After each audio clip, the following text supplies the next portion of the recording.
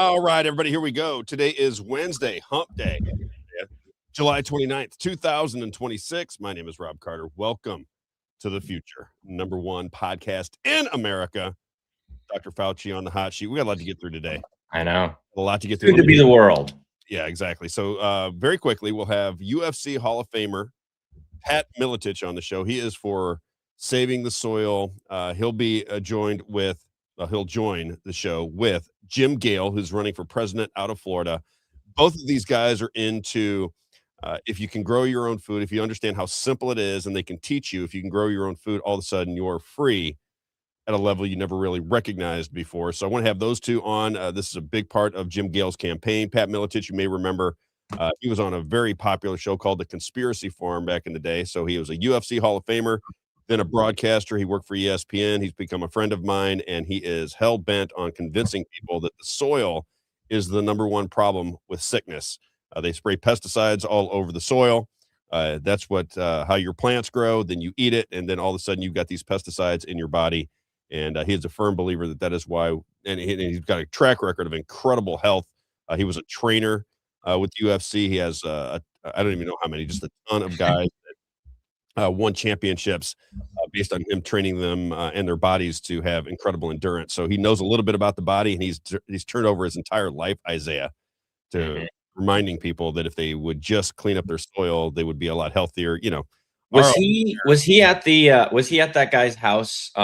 I think you had mentioned when we were doing the guy, I can't remember what he was talking to us about. It was something interesting. I thought it was about hypnosis or something like that. Yeah, that's the guy. Okay. Yeah. Very good, Isaiah. I forgot about that. Yeah, very nicely done. Yes. So they'll be on at around 10:30. I find the conversation with those two guys incredible. They're brilliant guys. So it'll be a very interesting conversation. We'll talk about Fauci here to start the show here in just a minute. How the media, I'm going to give you examples just to remind you of how insane the media was. And again, I remind everybody every day, if you're a first-time listener or just joining in from around the country for one shot at it, you have to remember that our media is lying to you. That is the number one thing that you need to come away from the show today, is that the media lies to you every day. So why are you trusting them only when they say things that you want to hear? Why would you do it? Doesn't make any sense. And I'll show you, we'll bring out Chris Cuomo. We'll just kind of show you how the media worked during COVID. And as Dr. Shiva told us, the people that you can tell who the charlatans are. He said it a long time ago, and it just turned out to be true. You can tell who the charlatans are because when they come after the fact and report on things that we were all talking about at the time, and they act like they're the geniuses that brought out this information, they're just a part of the system. If you know Dr. Fauci was a fraud all the way back when, why wasn't Fox News reporting on it back then? We did. Isaiah, I mean, can you imagine the idea that a guy that was in the shoe business for his entire life starts a podcast, and I'm telling everybody what a fraud Dr. Fauci is in his history and what the book Robert F. Kennedy Jr. wrote said about him, but Fox News was completely unaware? Yep, now they've woken up now, apparently. Now they figured it out. After all the damage is done and millions of people have been killed, they locked down our society. They made people stand on dots. They made our entire society insane. And Moderna and who was the other one? Moderna and Pfizer, Johnson & Johnson. Yeah, got billions of dollars worth of contracts. Now they're coming out, and now they figured it out 6 years after the fact. It's just ridiculous. But anyway, Candace Owens, did you see Candace Owens comes out with a new video? Yeah. We'll talk about that, let the audience decide. But she's come out with a video that does kind of put in my opinion, puts a very big question as to who killed Charlie Kirk. Because what they're showing is a guy sprinting across and doing what they call it's some kind of military crawl. Yep. Yeah, so it looks like whoever did this was somebody who was trained in the military that shot Charlie. Trained by the military, right? Trained by the military, exactly. So you make your determinations on that. Do you know quarterback Tony Romo? Did you see this? I did. So Tony Romo, I just find all these kind of things interesting. Yeah, because I hate it. I hate that this happens to celebrities. I really do. I don't know what was going on in this guy's life. But he's driving. Apparently, he is somewhat intoxicated, I guess. He's coming from a golf tournament. He looked like he might have been lit up a little bit, but I don't know. I don't know what his driving looked like. She said he just, like didn't put on his blinker or crossed traffic or something. Yeah. So they have to humiliate this guy in public, which I think is just being a celebrity is tough. You can't make any mistakes because you make a mistake and it gets on video, and all of a sudden your entire life and your family gets to look at you being a moron. And I just think it's sad. You have a lot of people out there talking about the draft, Isaiah. So apparently there's a framework now to bring back the draft. Now, you and I don't think that Donald Trump would bring back the draft, but with the next administration, whoever that is, happen? Because a lot of things, a lot of the way the system work, I'm tongue tied today. Many ways the system works to fool you is that the framework for certain things happen in a previous administration, and then the next administration uses that framework to do whatever they want to do. Look at the Smith Modernization Act that was put forth by Barack Obama, but approved by the Republicans. And then all of a sudden, all that fake news that you've been talking about, it made it legal. So now you can just make up stories whenever you want and control the situation. If they were doing it for the last 50 years, well, now it's legal. So who cares? And that's nobody will do anything about it, of course, because our system is completely broken. I've got some more information from the 10th Amendment guy. I've got to get him on. I think Sherry is trying to get this guy that does little videos about the 10th Amendment, state sovereignty, and the conversations that were being had way back with the founding fathers. I find it to be brilliant. And then I got a clip from G. Edward Griffin. I think he's the godfather of what we would call now conspiracy facts. And he is talking about the same things as Jim Gale and Pat Miletich. So we'll bring that to your attention here in just a bit. We'll let people join. Again, it is Wednesday, July 29th, 2026. Going to be a big show. Can we start with COVID just because it's right in my wheelhouse and anytime. Yes. Did you watch I was going to ask you if you're going to talk about this at all. Did you watch any of the hearing this morning? No, I mean I know the whole thing. I could So do you want to this is the answer that we got from Dr. Fauci. Is this the pleading the fifth? Yeah, on the advice of my counsel, I'm going to plead the Fifth Amendment of the Constitution. Sure. Let's play it. It's crazy. Oh, I don't have that. I was just saying, have you seen that? No, I don't have it. I was just wondering if you were going to be talking about that. No, there's nothing to see because that's the only answer. Well, he's going to plead the fifth because he's caught in so many lies. But he was caught in lies at the time. This is what I want to impress upon people is if you are somebody who's trying to get to the truth and understand what's going on in the world, I think you should be watching our show number one. I don't know why anybody would watch another show. We have been right about everything. I mean, everything that we talked about from the very beginning. Now, we get labeled with conspiracy theories that we never talked about, or we might have brought up on the show, but we never endorsed or said this is what we believe. The things that we said you need to pay attention to in real time, we were right about all of them. I said the elections were going to be manipulated before the elections were manipulated in 2020. I said how it was going to work. I told you the machines were going to be a problem. I told you that they were manipulating data with COVID and the anti-Fauci was a scoundrel all the way back to the AIDS, HIV days. We talked about all of these things in advance. They turned out to be absolutely true. We told you, and I told you that Donald Trump was not going to be in prison. If you remember, Isaiah, when Donald Trump was going through all the lawfare, we talked about it with Rick Babich yesterday. I told you at the time, this is a system. They're not going to put Donald Trump in. This is ridiculous. This is not going to happen. No. Yet, if you remember at the time when he was going through it, the Republicans and the Donald Trump supporters were going nuts. They're going to put him in prison, and they were going. I said, he's not going to prison. These are show trials. This is ridiculous. Yeah. This is nothing. You know, kind of they always talk about precedent, right? Do you know what kind of precedent that would set for any future administrations? We'd see every president locked up then. Exactly. Thank you, Isaiah. It was never going to happen. It was complete. It was to chew up news cycles. That's all, and sell newspapers and get everybody locked into supporting Donald Trump because the lawfare is coming after him. And you can think whatever you want.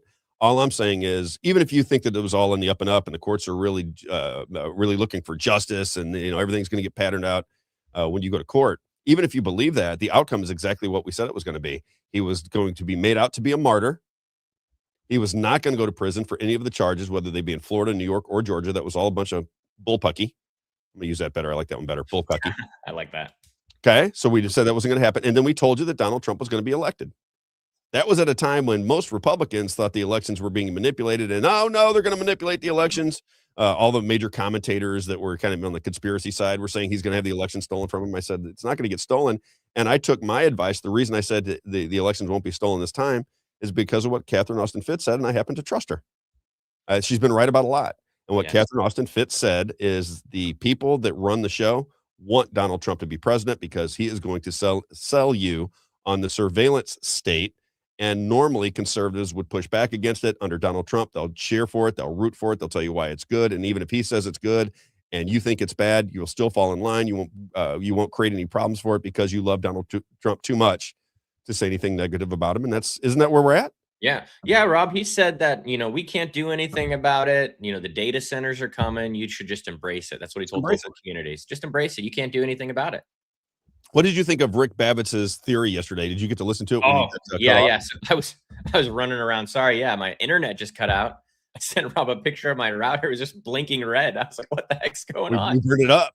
Yeah, it was within, probably 15, 20 minutes of you guys being off, off the air, it beep, went back up. And I was Came like, of back on. course. Yeah. Well, Rick Babbitt's, if you missed it, if you missed I the whole got a thing, I got a portion of it. Yeah. well, Rick Babbitt's believes, and I said, do you think Donald Trump ultimately is the good guy? And he said, yes. He thinks that he is doing things, like many of these people do. They think that he's doing things behind the scenes. And Rick is very astute, so I don't dismiss what he's saying at all. And my nature is to disagree with what he's saying just based on COVID and the things that are happening. I just don't think that Yeah. that is the best method for a genius to choose in order to remind the world that we have a globalized system run out of the city of London, right? So I think people recognize that this is how the world is shaped up, especially the Western world. Yeah. I just wouldn't go. I just don't think that the methods that were being used to stick needle in arms and sell these things to people and tell them to get vaccinated, and I took my booster, and if it kills your family, well, it's just a part of the deal. It's just the way we've got Yeah. it. That doesn't make a lot of sense to me. However, Rick and I are on the same page with the solution, which is you have to get involved in your government. That was the solution. He and I are on the same page when we say, look, I don't really care whether he's the good guy or a bad guy. I say I'm one of the very few that doesn't really put a lot of stock in what Donald Trump is saying on a day-to-day basis, because I believe that politics is local, and that if you want to have a sovereign state, which is what the 10th Amendment allows for, then you just pay attention to state and local government. When the federal government gets too intrusive, you back them off. That's it. And just pay attention to your surroundings. Make sure that your surroundings are okay. Push back against the federal government when they break the Constitution, because that is your duty as a citizen. So number one, you have to know the Constitution. And then when the government starts to strip your constitutional rights, you push back on it. That's all. And I mean, not push back like take a finger and push back, but push back meaning you get your guns out and you say, no, you don't get to tell us what to do. We're in charge of you. And they can get mad at that all they want, but that is our right as citizens, is to push back against unconstitutional government. You can't trample on constitutional rights and then put forth a framework to trample on constitutional rights and go, well, these are the laws that we made. That's what Massey told us. Yeah, we're the charlatans. We're the thieves. We're the ones, doing what we're doing to you, but we've made this the law. And because the elections are being manipulated, we can make the law and nothing's going to happen to us because we got the elections covered as well. At least that's my opinion. I think that's what's happening. Don't you think that's what's happening, Isaiah? Come on. I mean, well, yeah, Massey told us the only way that we Good morning, can Debbie. push back is to is mass non-compliance. It's the only way we can push back is mass non-compliance. And so I think that's on a individual level, whatever that looks like for you. I'm not going to tell you what that looks like for you, but whatever that looks like for you for mass non-compliance.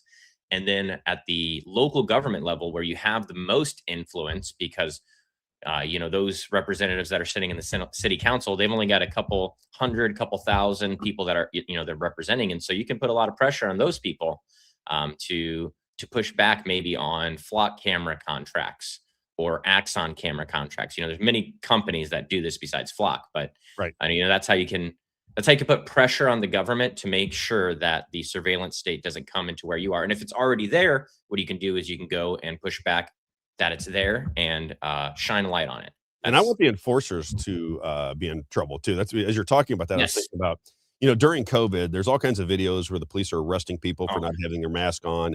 And I did shows called Just Doing My Job, because in Nazi Germany, if you understand how Nazi Germany worked, most of the people that were enforcing the laws that Nazi Germany put out there against Jews simply said, I'm doing my job. I'm in a structure here. I'm doing my job.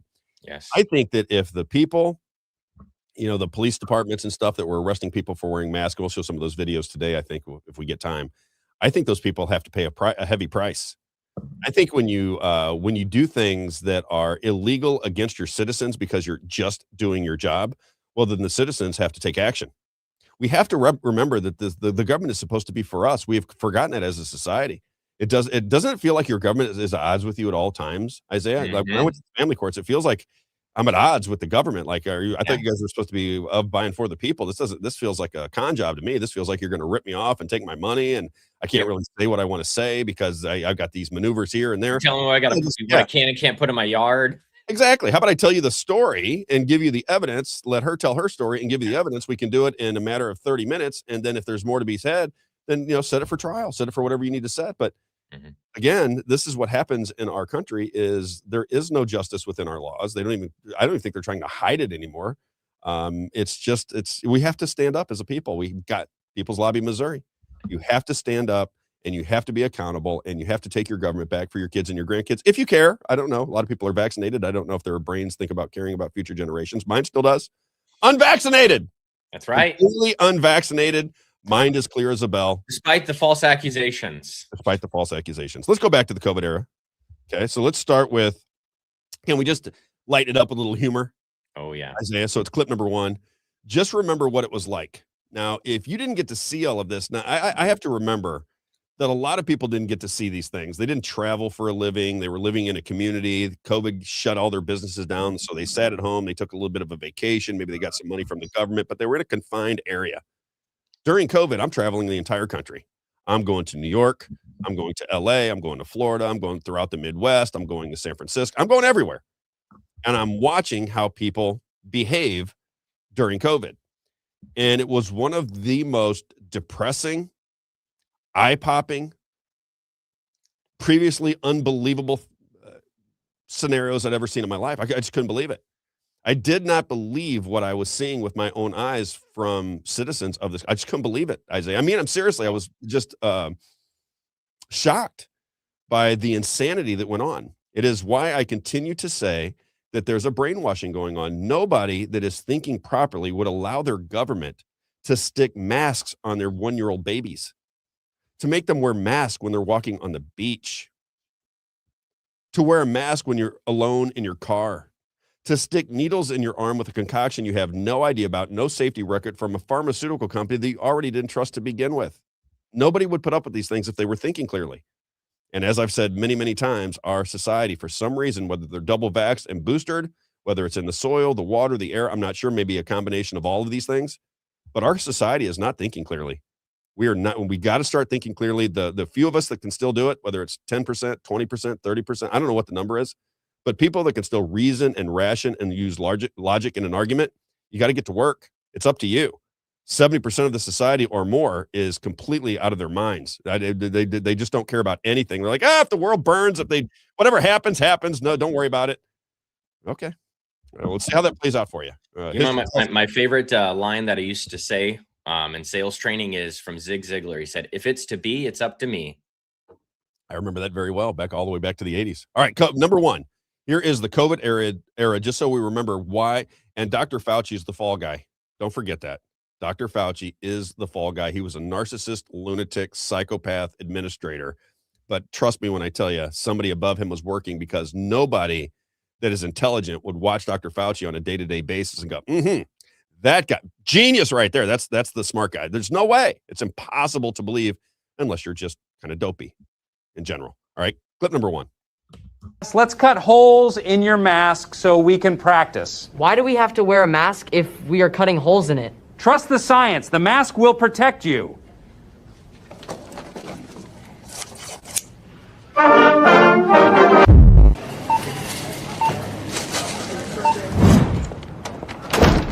Sorry, churches are closed. You need to social distance. But there are grocery stores packed full of people! Excuse me, you need to wear a mask to eat here. But there's so many people in here. Why does it matter? Trust the science and follow the rules or you can't enter. Mommy, I need to use the bathroom. Make sure you wear your mask to the bathroom. Remember to please stay 6 feet apart and wear your masks. Please put on your mask. But we are not even 6 feet apart on the plane. It doesn't even matter. Sir, trust the science or we can't let you on.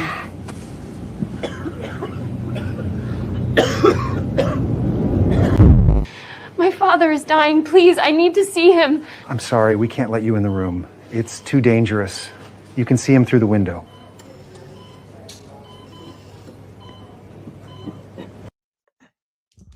That was wild. Tell me that's not a crazy society? Seriously. Yeah. I mean, think about the restaurants. You had to wear the mask as you were walking, but when you sat down, you could take off the mask and eat. And people did it. And we're mad at people that didn't do it. Like if you walked into a restaurant, like I did maybe 5,000 times, and walked into a restaurant without a mask on, you could see people looking at you like you're crazy. And then I would, you know me, I would eyeball them down and, what's the story here?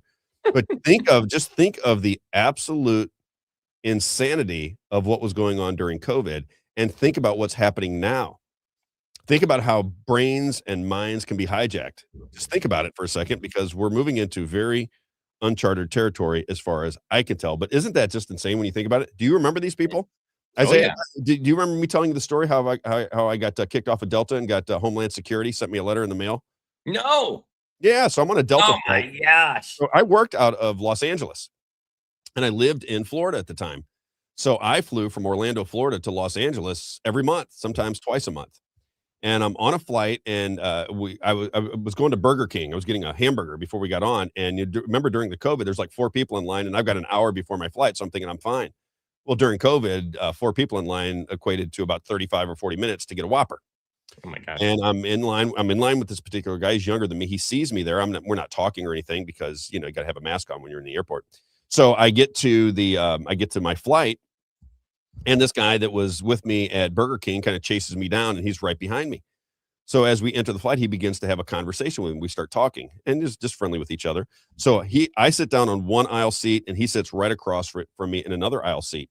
And now he takes his, those little retainer things you put in your mouth. You ever seen those things? Mm-hmm. He takes the retainer out. He puts it on his whatever the little table, little tray there, and he starts to eat his burger. And he's eating and eating. And now we're getting close to crunch time where they're going to take off on the flight.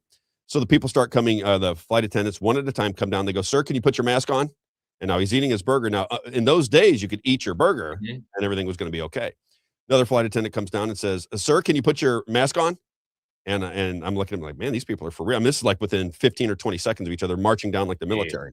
Then the next one comes down and goes, "Sir, can you put your mask on?" He goes, "Man," he goes, "Yeah, look, can I just finish my burger? I got like 1 bite left." And she goes, "Please finish your burger." And, blah, blah, blah. So then this big, tall, flamboyant guy comes down. He goes, "Sir, you have to put your mask on. We're getting ready for takeoff." And I go, "Good Lord, these people are serious about masks." As he's walking away from me, this flight attendant. And he turns around and he goes, "We are serious about masks. And if you don't like it, you can always drive to your destination." And Isaiah, I very calmly said, that was the option that I was thinking of. I was thinking, since we're going to LA, I thought my option was maybe I start, like a week ago and drive cross country to do my job and then drive back. I said, but it didn't seem like a viable option. That's why I'm on Delta wearing these ridiculous masks that obviously don't work. And he goes, "Sir," and starts just going on and on. And because he tried to, shout me down with, "You can always drive to your destination," I gave it back to him a little bit. And I thoroughly embarrassed him in front of a group of people. And he didn't like that, Isaiah. Oh, I'm sure. So he marches up to the cockpit. And all of a sudden, we are on the runway for about 10 or 15, 20 minutes, and nobody's moving. And then the plane turns around and starts to move back to the terminal. And I said to the people that were sitting next to me, I said, "They're going to kick me off this flight." And she goes, "Kick you off the flight for what?" I said, "I don't know. They're going to kick me off this flight." For what? Yeah. Exactly. So sure enough, we get back to the terminal. The captain walks down the aisle with the big flamboyant flight attendant and says, points to the person right in front of me and says, "You out of here." And he goes, and the guy taps him and he goes, "No, it's the guy behind." So it goes to me. He goes, "Sir, you're out of here." And I said, "For what?" And he said, "For not wearing your mask." I said, I never didn't wear my mask." And then the flight attendant goes, "Yes, you did. Yes, you did." And the people around me are saying, "No, he didn't. He didn't take off his mask." Anyway, they kicked me off the flight. Wow. And about a week later, I get a letter from Homeland Security telling me that I'm now on a watch list because I'm not obeying the regulations set forth by the federal government for the flights, and then it's not really their fault. Even though you never took off the mask. Never took off the mask. This was the kind of power we were giving to, as I said, people just doing their job, the flight attendants, because all he had to do was go make up a lie because he didn't like the way I addressed him, and they kicked me off the flight, and Homeland Security is sending me letters in the mail. So I called Delta, just real quick. I called Delta and said I was going. They wouldn't answer me. This went on for, I don't know how long. It seemed like forever. They wouldn't answer me, and I finally got a hold of them, and I said, "I'm going to sue you because I have proof that I didn't take my mask off, and yet now I'm getting letters from Homeland Security, and you kicked me off the flight." And as soon as I said I was going to sue them, I'm serious, Isaiah, within 30 seconds, my phone rang, and it was Delta apologizing. They've had a lot of these flight attendants that are getting out of control, and they're really sorry. And, we really don't want to get into a lawsuit over it. Can we take care of your flight? Can we give you a free ticket? And that's how it all played out. But incredible. Yeah. You have to say. All right, let's get into people above those flight attendants were smarter, much more smart than them, right? It was unbelievable. Incredible. I always tell the public story about COVID when, we got all our stuff for the barbecue. We walk literally 2 minutes from the front door of Publix to My buddy's house right here on Treasure Island. Yep. Oh, you guys forgot this? Oh, okay. Turn around, go back. Sorry. Putting the signs up. You got to have a mask you can't now. come in. Can't come in. Now you're going to destroy the planet if you go in. Yeah. Well, I know you were in here 5 minutes ago, but now COVID is leaked in here. And if you don't wear a mask, you're probably going to die. Right. Can we show some of the craziness? I just want to go through the craziness and then we'll get into. I just want people to remember, because if you forget these things, if this doesn't ring your bell just a little bit, if this doesn't just attack your soul just a little bit, then it'll happen again, and it'll happen 10 times harder. These people that are running our government are not your friends. They're just not. Clip number 5 is Stephen Colbert. Now, his father, by the way, was a virologist who went to one of our club schools, and you can tell me whether you like Stephen Colbert or not, but here he is, clip number 5. Check this out. This is the insanity that was going on during the COVID era. Check it out. Vaccine. That's this. So hypodermic needles, and dressed up in hypodermic needles. Remember this?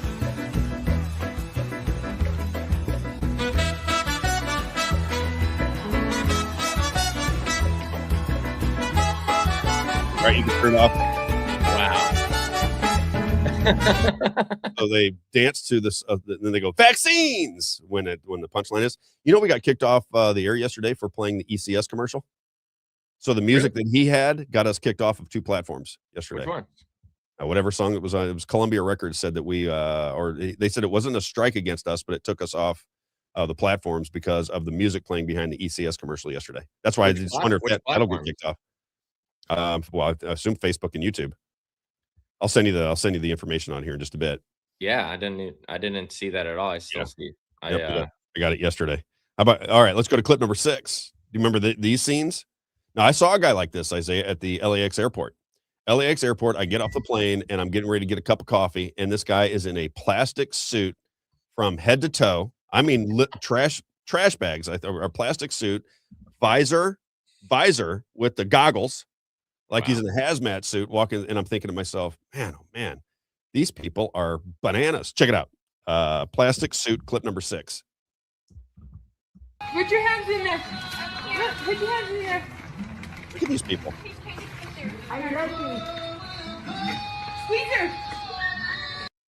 Jeez. This was in LA, because I traveled to LA the whole time. That's what it was like in LA. LA during COVID, from the Marriott Hotel at LAX. That's where I stayed when I came to town. So I would just stay at the Marriott Hotel, and I would take an Uber into our offices that were basically in downtown LA. And that usually took about 50 to 55 minutes in traffic when I went on a normal day. I could get there in about 10 minutes during COVID. There were no cars on the streets. But you know what you did see, Isaiah, in LA during those times? Hundreds, if not thousands and thousands of people underneath overpasses and on the off-ramps living in tents. Mm-hmm. No job, just doing drugs. Nobody on the streets. It looked like the apocalypse had happened. There was nobody on the streets. You could just drive. You might see in a 10 to 15 minute drive to our offices with no traffic, you might see 3 or 4 cars in LA. It was the most incredible thing when that was going down. These people were so scared to death of COVID. It was absolutely bizarre. All right. Which other one do I have here? Let me see. Oh, this is what I want to get to. It's number 15, Bernays. I really think if people studied Bernays, if you just want to study one person and what they talked about and try to understand the world you live in, if you care, a lot of people don't care, Isaiah, like whatever, what's on the Masked Singer, I get it. But I'm saying if you actually care about the world and try to figure out how do we get to these places, how do we end up in cities, how do we end up paying income taxes and property taxes and personal property taxes and taxes on taxes, consumption, every tax you can think of. How do we get here? How did this happen? Edward Bernays, who was related to Sigmund Freud, explains all of it. Not only does he explain all of it, he explains how to do it. Look at what I posted in clip number 15, Isaiah. Okay, this is in one of his books called Public Opinion. I'm going to read this very quickly because I have it on my screen. It says Public Opinion. So he wrote Propaganda, Crystallizing. I can't think of what it was called, but there's 3 really good books that I like that he wrote. And it says part 2, The Group and the Herd. This is out of his book, Public Opinion. This is from Edward Bernays. Listen to this very closely. Public opinion, according to Bernays, is an amorphous group of judgments which are not well elaborated even in the head of a single average individual. Here's where it gets interesting. He extracts a quotation by Wilfred Trotter, which states that this average man has many strong conviction and whose origin he cannot explain. instincts of the herd and peace and war on page 36 is where he gets it from. Now listen to this line. People's minds have logic-proof compartments which must be approached by means beyond the rational. People's minds have logic-proof compartments. I didn't understand that. If you go back to my son, if I ever have my son on the show, when I was explaining how COVID was going to play out, and I explained it long before anybody was even paying attention to it. And when it started to happen, my son was like, wow, that's amazing. How did you know this kind of thing? Let's start a podcast because you should at least tell our friends and family. I believe that when people had the information, that they would act on it. They would see that it was a joke. They would see that the data was being manipulated. They'd see all of these things, and they would be very upset with Fox News and CNN and the Democrats and the Republicans and the whole operation. But they didn't get mad, Isaiah. They're still not really mad. Nothing's going to happen to Dr. Fauci. Nothing happens. But did you understand, or did you know that within the human mind, there is a logic-proof compartment that no matter how much information you bring to somebody's attention, they will not react to it because it's a deeply held belief that they believe more so than any logic could explain? Mm-hmm. Crazy, right? Oh yeah, that's. And they exploit it. He talks about how to exploit it. That's what I think is. That's how people fall for cults.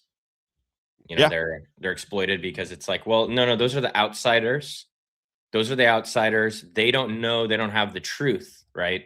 We're the insiders. We have this special truth, and we got to separate ourselves from that outside world, right? Right. So here is. So Bill says, but yet you breathed Fox News. That's when Fox News. I ran away from Fox News. Bill, that's when I started to recognize everything that was going on with Fox News because they were preaching it. They were preaching it.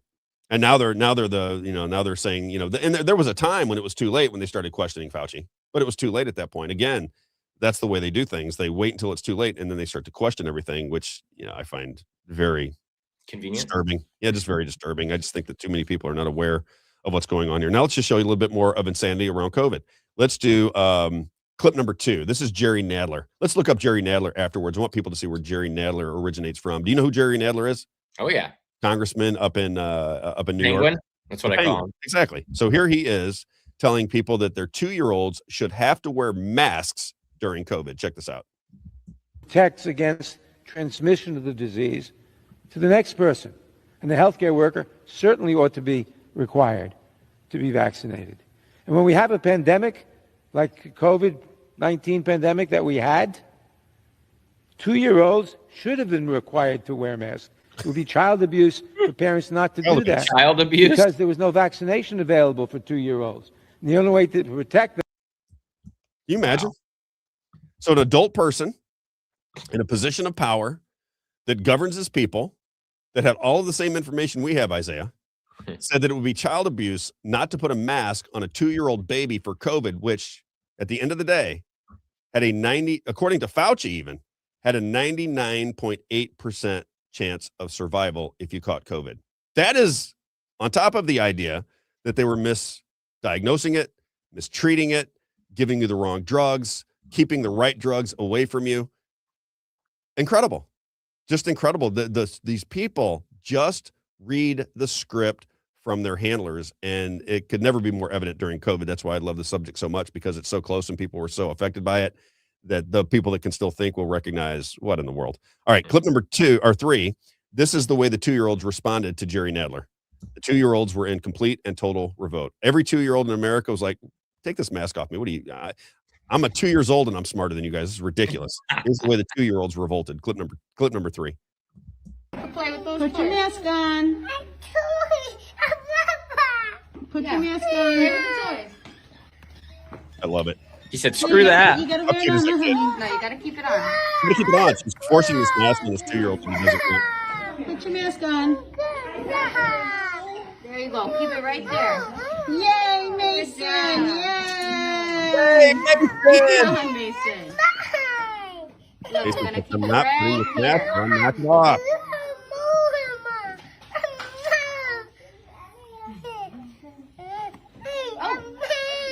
Peekaboo, I see you. Keep your mask on. Put your mask back on. What are you looking at? Come on, keep it on your face. You gotta keep it on your face. So we go outside. Is that child abuse, Isaiah? There you go. That's abuse, yeah. I mean, it makes me sad. I have a 2-year-old. This is like depressing for me. Mason is smarter than the people putting the mask on. Keep it on. They will not leave this kid alone. Torturing him. This kid a fool. Mason, you don't have to cry. It's gonna keep you safe, okay? Yay, Mason! Yay! All right, that's good. Never got it on him. Well, Mason's not putting it on. No. But Nadler says that it's child abuse not to put a mask on a 2-year-old. And then you see the 2-year-old's reaction. He thinks it's abuse of him by putting this ridiculous mask on his face. So the 2-year-olds have revolted. And we talk about perception's reality always. Yeah. So what's his perception versus what's their perception? You know what I mean? Yeah, absolutely. Let's go to clip number 4. I want to bring this to your attention because these are personal experiences that I had. I worked out of New York. We had some of our biggest accounts during COVID were out of New York City. So I had to travel back and forth to New York City. And then because of COVID, I couldn't travel to New York anymore. I couldn't go to New York because a lot of these businesses would not let you in without a vaccine card. So we had to call in advance and say, hey, I'm from Missouri. I don't have a vaccine card. Can I still get in? And some said yes, and some said no, but I'm not traveling to New York and getting harassed. These are the situations that should concern you about flock and safety cameras. Okay. When they can track you, when you become a rebel and you don't subscribe to the nonsense, what they want to do is surveil you and force compliance. That's what this system is trying to do to us. It's not black-pilled. It's say, hey, listen, wait a minute. We're in a situation here where the government is passing all kinds of legislation, 702 FISA warrants, Patriot Act, kill switches in your cars, flock safety cameras, AI data centers. They spy on you on your phone. They sell your information all over the place. It's not very difficult to understand what is happening, but this is how it works. Now, this happened in New York, but you are in your mind thinking this could never happen in St. Charles County, Missouri. That would never, well, it can happen. It absolutely can happen. It happened in St. Louis County. When I moved back from Florida, it was worse here. I walk into a Chick-fil-A. Stop. It's unbelievable. Stop, sir. You can't come in here. I was like, whoa, I'm taking a piss. I'm sorry. I used to brag about the differences between Florida and Missouri. The difference between Florida and St. Louis County was in Florida, everybody knew the laws. They just didn't pay attention to them if they didn't want to, and nobody did anything. When you came into St. Louis County, every citizen was a cop. Hey, man, I told you I got in that fight at the Forever 21 with my daughter, my son, and my dad because the mask was under my nose because I couldn't breathe. And that's what I got into a fight. The people in St. Louis County became insane because of Sam Page and the propaganda. Therefore, all of the citizens became the police and the snitches. It just wasn't that way in Florida. It just was completely different. It felt free in Florida. You go to Missouri and it felt like Nazi Germany in 1940. Crazy. We didn't have the New York situation. Oh my God. This is what happens in New York. Check this out. This is what was going down in New York, just so you remember. Just paper saying that you can't serve. Otherwise, if you're not going to patron, you have the card. I know, but you don't have it, then you're going to have to leave. And if not, Get out of the left, not having Kyle. 7 years old? 7 years old, right there? You came in with a jacket? Wow. Scaring a child, traumatizing a child. Hope you feel good about yourself, NYPD.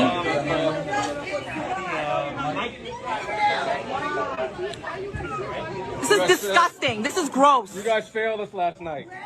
You failed us last night.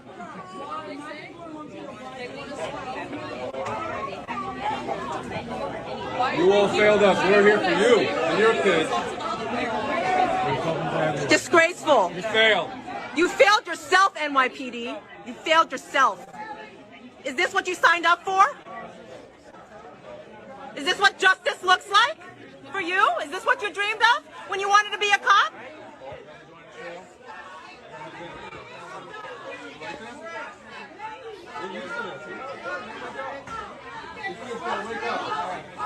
Listen to mommy strong. You got facts just so you can come in. You're killing yourselves to live. You're killing yourselves to live. This is out of control. Wow. Isn't that incredible? That was just one instance, but this is what was happening in New York City. If you didn't have a vaccine, which was just a tracking card, do you remember all the tracking systems they wanted to put forth? And now you see them with the flock cameras. And you had to call, Rob. They're like, oh, if you were around these people, you got to call the health department. I had the health department calling me. I said, I'm not answering that. Screw you. It's unbelievable what was going on, in my opinion. Now let's go to, can we just kind of move over to the media very quickly? Oh, yeah. I want to show people that, because I have an aunt who thinks that Chris Cuomo is a good guy. And I said, listen, Chris Cuomo is one of the biggest frauds in all of media. And anybody that watches a station where Chris Cuomo is a part of it, I don't even want to tell you what's going on, okay? Because you're not going to listen to me. Chris Cuomo is going to bring you news like Dr. Fauci brought you the news. Very similar. They're going to lie through their teeth because they're Cuomos. We need a nickname for Cuomo. What rhymes with Cuomo? We'll have to think of something. Homo. Because, well, it's terrible. Chris Cuomo is a fraud. His brother was governor at the time, and his father was mayor of New York City. This is a family that has deep ties to, if you're in New York City and you have 3 people in positions of power and all of them have no talent, how do you think they got there? Okay. Here is Chris Cuomo. Remember I talked about this earlier with Dave Smith. This was on the Patrick Bet David show. Now, Dave Smith is the one that, the establishment says is a conspiracy theorist. He's a liar. He's inflammatory. Remember when he went on TP USA and then had that argument with Josh Hammer and everybody was giving Dave Smith trouble? Yeah. There's Dave Smith calling out Chris Cuomo on the Patrick Bet David show. You tell me what you see. Clip number 10, Isaiah, clip number 10. Talk that they don't want you to take ivermectin. Ivermectin is the way to go. Take it. Joe Rogan got better from ivermectin. And by the way, I don't like what people did to Joe Rogan about ivermectin. I don't like You did it. No. Okay, yes, good. you did. Find the clips. Dude, find the clips. You shamed Joe Rogan. Find the clips. You said he's taking horse dewormer. You and Don Lemon were chuckling at each other about it. No, I'll go find first the of all, clip. you just saw the clips. I'm not chuckling. I'm listening to Don. But No. The clip I'm talking about wasn't on there, and it's absolutely there. Here, do we have it? Hold on. Let's play the clip. Go ahead. Injecting drugs for animals and horse. And people telling them to. Oh, my God. What person? You talk about cancel culture and who to shame. Ivermectin, a dewormer, really? They are shaming themselves. That's what it is. They're shaming themselves. So you're taking a dewormer right now. Chris, you can't apologize for that. You weren't being clear that it was this, and you know that, dude. You're being so dishonest right now, man. I'm not being You were dishonest. talking about ivermectin, the drug. You were not talking about this version of ivermectin. Come on. He's just a con man. Like, they're all cons. They're just con artists. They read the script. They're told what to say. They take a position. It's disgusting. It's just disgusting. And, these people, it's what I think some of these people on Amendment 5 are doing in the state of Missouri.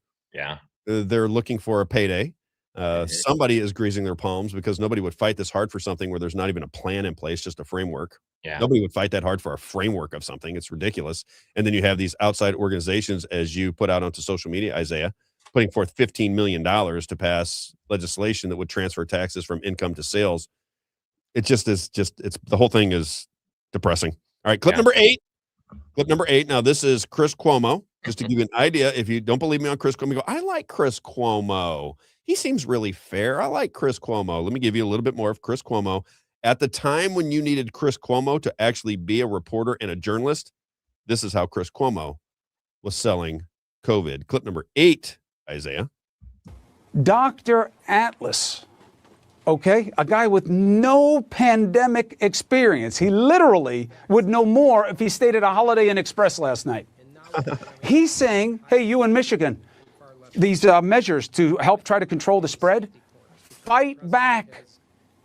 Are you kidding me? Shame on you. What kind of doctor would tell people to rise up and resist the only kind of prophylaxis that can help them? What the hell is the matter with this person? Rise up. You rise up and do your job or get the hell out. How could you give this kind of advice? Of course, Fauci was being measured. He says, I don't agree with his position. This isn't Fauci's fight. The science is obvious. This is about Trump and the Trumpers.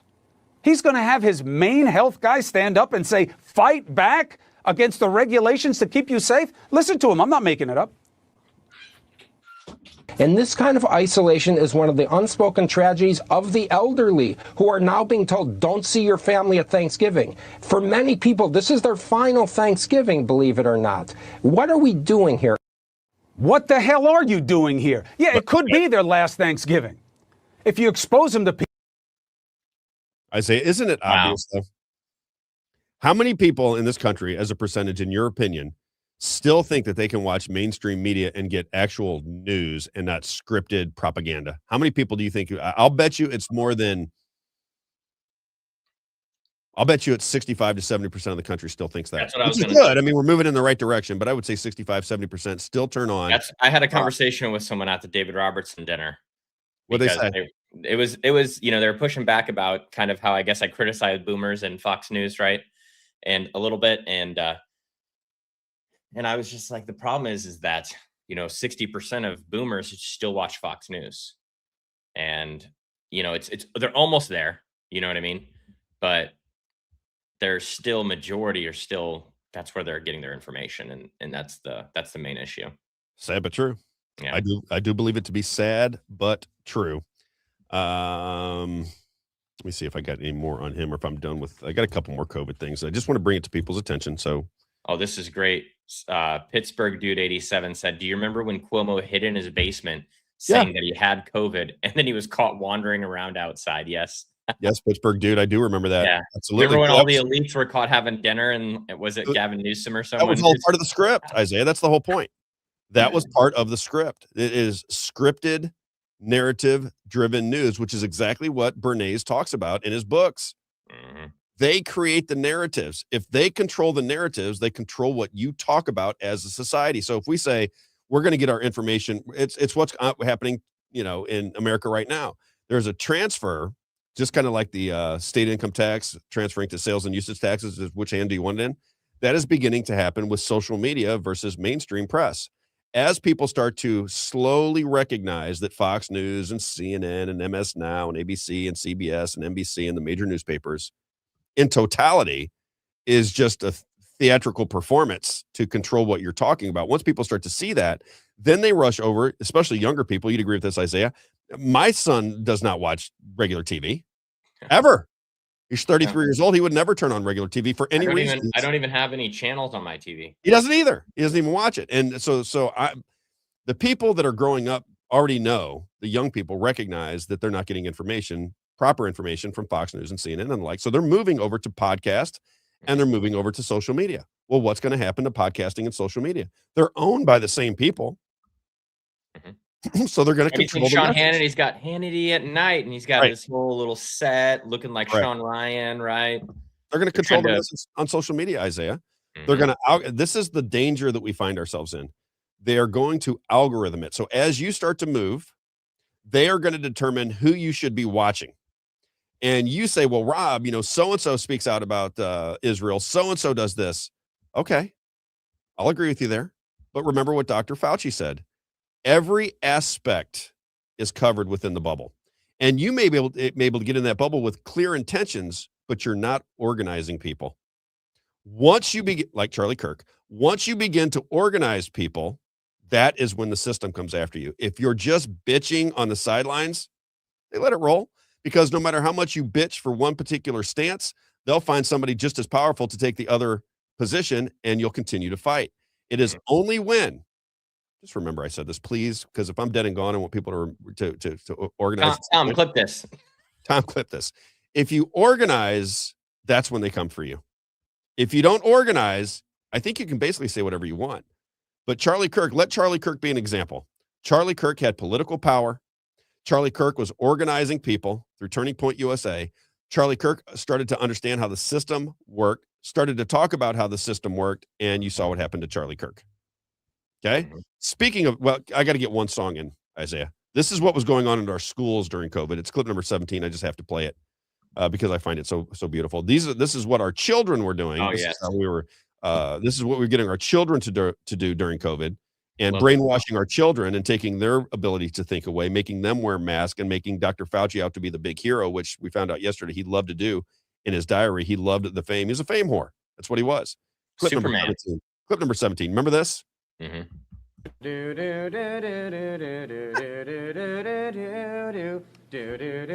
He's got a mask to his eyelids. Dr. Fauci. Yes. Give us vaccines. Help all the people who have been quarantined. We'll wear our masks and we'll have to stay distant. We'll wash our hands and we'll be more resistant. Fauci, Not insane. Promise us, please. We'll have a cure that can fight off this disease. Restrictions will lift with some ease. Dr. Fauci, don't forget me. Watch the crowd. He bows. Where's it at? New York. Thank you. Thank you very much. Wow. People are nuts. And they clap for him after that song. It's, you have to remember the time. If you forget what was going on, shame on you. He was on, Dr. Fauci was on every major person, any major person that was having any type of online presence while we were all home. They were just, glazing him, as we say. That's the new word out there, glazing. Yeah, they loved him. All right, 420. I got to give one more. I just love it so much. I love all this stuff because it confirms. Rob, they don't care about COVID anymore, right? It confirms what I said at the time. Something has hijacked the ability for our people to think. Yes. They say it's fear-based trauma. So I guess if people bought into the idea that they were going to die if they breathe fresh air, then all of a sudden that it's almost like PTSD. They have this. Now they're looking for a source to tell them how to manage it. And they go to experts because they've lost their ability to reason and think. That's the only thing that makes any sense to me. I continue to say these people have lost all of their marbles. The ability to think was completely gone. Look at Julia Roberts, by the way. Julia, famous actress, played Aaron Brockovich. I guess a big liberal. I didn't know that until I saw this. But here is Julia Roberts doing an interview with Dr. Darth Fauci. And just watch the first minute of it because it's so beautiful. Just the insanity. Clip number 20, Isaiah. We have maybe the coolest man on the planet right now. Wow, and there's the room. This is intense. Does anybody else have Hello. Look at this guy. Hi there. Good morning. Good morning. Oh, this is such a thrill. How are you? Pretty good, I guess. It's a little bit like running on fumes for a couple of months, but I would imagine this is a thrill for me because you truly have emerged as a personal hero for me. And you've been this true north, I think, for a lot of people. And it's so deeply, deeply appreciated. So just to have this little corner of your time for us is. Can you imagine? Julia Roberts, famous actress, powerful in Hollywood. Her hero is Dr. Darth Fauci. And did you see her reaction? How excited she was. She couldn't have been acting there, though, right? I would assume she was acting. I would assume that was part of the script. She works for a Hollywood. I'm sure she has some kind of movie deal, whatever the studio that is controlling the movie selections, whoever agent is, whatever's going on there, said, let's have Dr. Fauci on. It'll be good for you because Dr. Fauci is very famous. And then she has to act like she loves Dr. Anthony Fauci. It's disgusting. Now, can we just learn a little bit about Dr. Fauci? Oh, yeah. Do you remember the test to determine whether you had COVID? Do you remember when they were sticking the swab up your nose and touching your brain, tickling your brain just a little bit and then bringing it back down? Remember all that? Yeah, maybe we should do a what's our shows we're trying to do? What do you know about Dr. Fauci? Oh yeah, well, that could take 10 hours. I know. Let's do clip number 9. This is Carrie Mullis. Now, Carrie Mullis, I was playing these clips at the time, Isaiah. That's what the reason I want to put this forth to everybody is the reason you should spread and talk about our show isn't because you have to agree with everything that we say, but we're going to tell you what the system is doing because the system is obviously showing you their hand. You see their hand. You understand what's going on. You see it. You know it. So when they start to move forward, you can tell what direction they want to take things because they've already shown their hand, and they showed it through COVID. COVID showed you what they're trying to do. They were tracking people. Remember trace and track, Isaiah? You test positive for COVID. Now we're going to track every move that you make. Remember that? And then people they were calling me, Rob. They were calling me. Why would flock cameras be any big deal, Rob? That helps us save crime. Well, I mean, just look what they tried to do through COVID with the vaccine cards and the like. And it was both parties. It wasn't just one, it was both parties. It's just one party. All right, Carrie Mullis, number 9, talking about Dr. Darth Fauci. I guess not one, Isaiah, this is what you'd have to believe.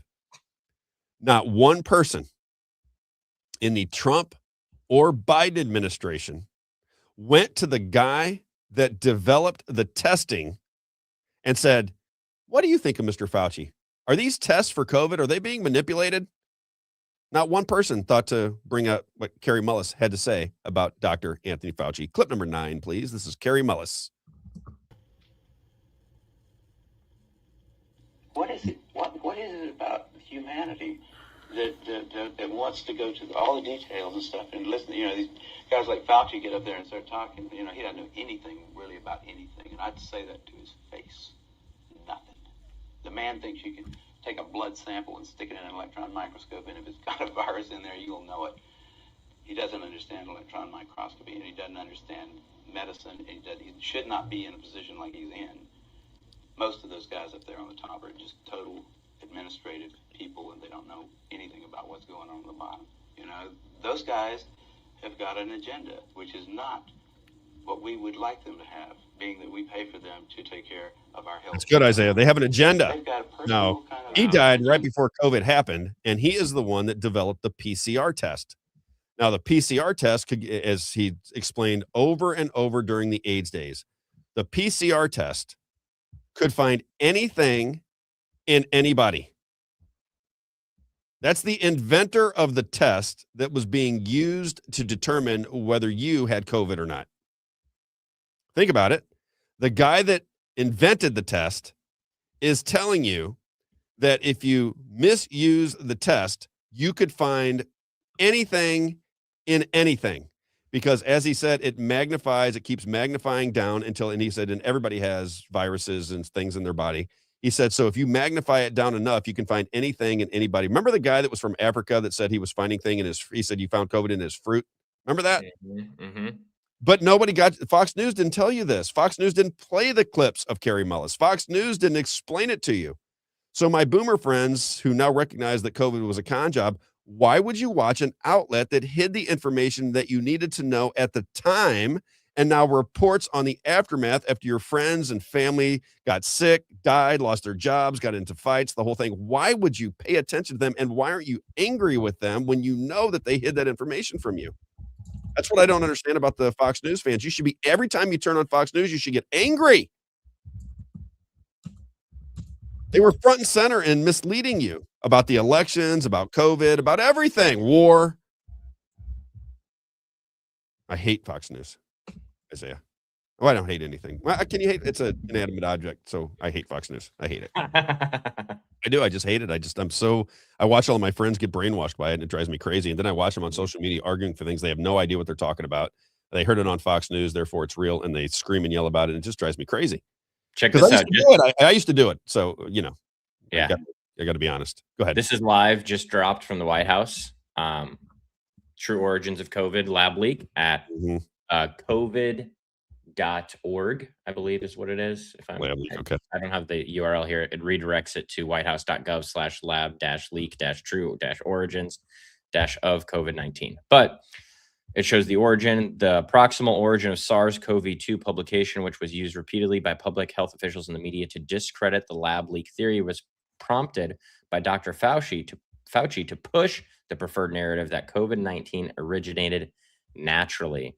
So I don't have to go through all this, but they show here the Wuhan Institute of Virology is 7.5 miles from, that's where the the bat soup, right? That's where this is all nonsense, by the way. I think. Yeah. Oh yeah, I'm sure this is right here. Yeah, I think China might have played a role, but that was a global con job. It didn't originate in China. That was a global operation. Global operation. It's not the the Chinese aren't really funding that operation. Exactly. Do you know how the whole thing played out? Do you remember COVID and how it played out? Oh, yeah. Let me see if you remember this. So they originally said that COVID came from a wet shop, bat soup. Everyone remember those videos? They were showing Chinese people with a big bat on a side of broth, and that's where the whole thing came from, was bat soup. Well, then you remember most Americans would look at China and go, well, that's a distant place. That doesn't mean anything to me. But they do relate to Europe. So it goes from China and then it goes to Italy. And does everybody remember Italy? Italy was under. It was everybody was freaking out. They show the tanks going down the streets, and everybody in northern Italy was dying, and this, that, and the other. Even I made the connection that a lot of the famous designer brands that originated in Italy were bought out by China. My former company that I worked for, Clark Shoes, that was bought out by China. That was owned by the English forever, since the 18 whatever, and was just recently bought out by China. But Italy is what sold it to Americans. Once people started to see it was in Italy and people were dying in Italy and they had the tanks going down the streets and all their hospitals were overrun, then everybody went, COVID is coming. COVID is coming. And everybody freaked out. Isaiah. This is a great. This is the point we're trying to make right here that Charles Gale is making. Said, and yet our orange savior is still pushing the vaccine and funded through 2027. But hey, it's a lab leak. Thanks. Exactly. Remember I said he's duplicitous with everything? Yep. And that's kind of where I was at with Rick yesterday. If you determine that you want to see a thread of proof, and I can do it, I think that Donald Trump does things that I think he's funny. I think I can go back in time and see things that he has done that I really admire. I like that he took on the establishment. I like that everybody got to see what was going on within our government. There's some things I really appreciate about Donald Trump, and I could make that argument for you all day long. Defunding the Department of Education, right? Correct. There's a lot of things that I think that he did that and has said and has exposed that I love. On the other hand, you'd have to explain to me COVID, the continual war. I guess we're not in war. If Babbitt's is right, we're just bombing the IRGC and we're not really creating a war, which could be true. I mean, Rick is pretty sharp. I'll give him I'll give him that one if you want. So I always go back to the COVID con job and the elections. You cannot, as the president, in my opinion, and I just wonder how many people agree with me. How many people who love Donald Trump would agree with this particular statement or have some kind of pushback on me on this statement? As president of the United States, you do not have the authority to allow for a stolen election because you're taking the rights away from the people. If we would have just had legitimate elections in 2020, it would have been a different story. But allowing for these COVID protocols to take over the elections of 2020 is something that you and I, who had to live through 4 years of Joe Biden and that nonsense, that's something we shouldn't accept. We should be upset about that, but we're not. We say the election was stolen, and I say, well, wait a minute. This is the argument I used to make when it was happening, Isaiah, so I didn't wait. This is what I was saying when it was happening. If I leave all of the windows and doors open, and I know that thieves are surrounding me, and then I say, you know what? I'm going to sleep in the basement tonight. I'll leave the windows and the doors wide open, and then somebody comes in and steals your money. Aren't you just as at fault as the people that stole it? I would say yes. Well, Donald Trump and his administration allowed for the theft of the 2020 election, and I talked about it on my podcast at the time endlessly. Drop boxes, 3 or 4 or 5 weeks to vote. The whole thing was insane. And that came through the Trump administration. That's how they did it. That's how it worked. That's my opinion. It remains the same. Ron DeSantis agrees with me, Isaiah, governor of Florida, also from Harvard and Yale, just so you understand. But here is Ron DeSantis down in Florida talking about exactly that. Clip number 7.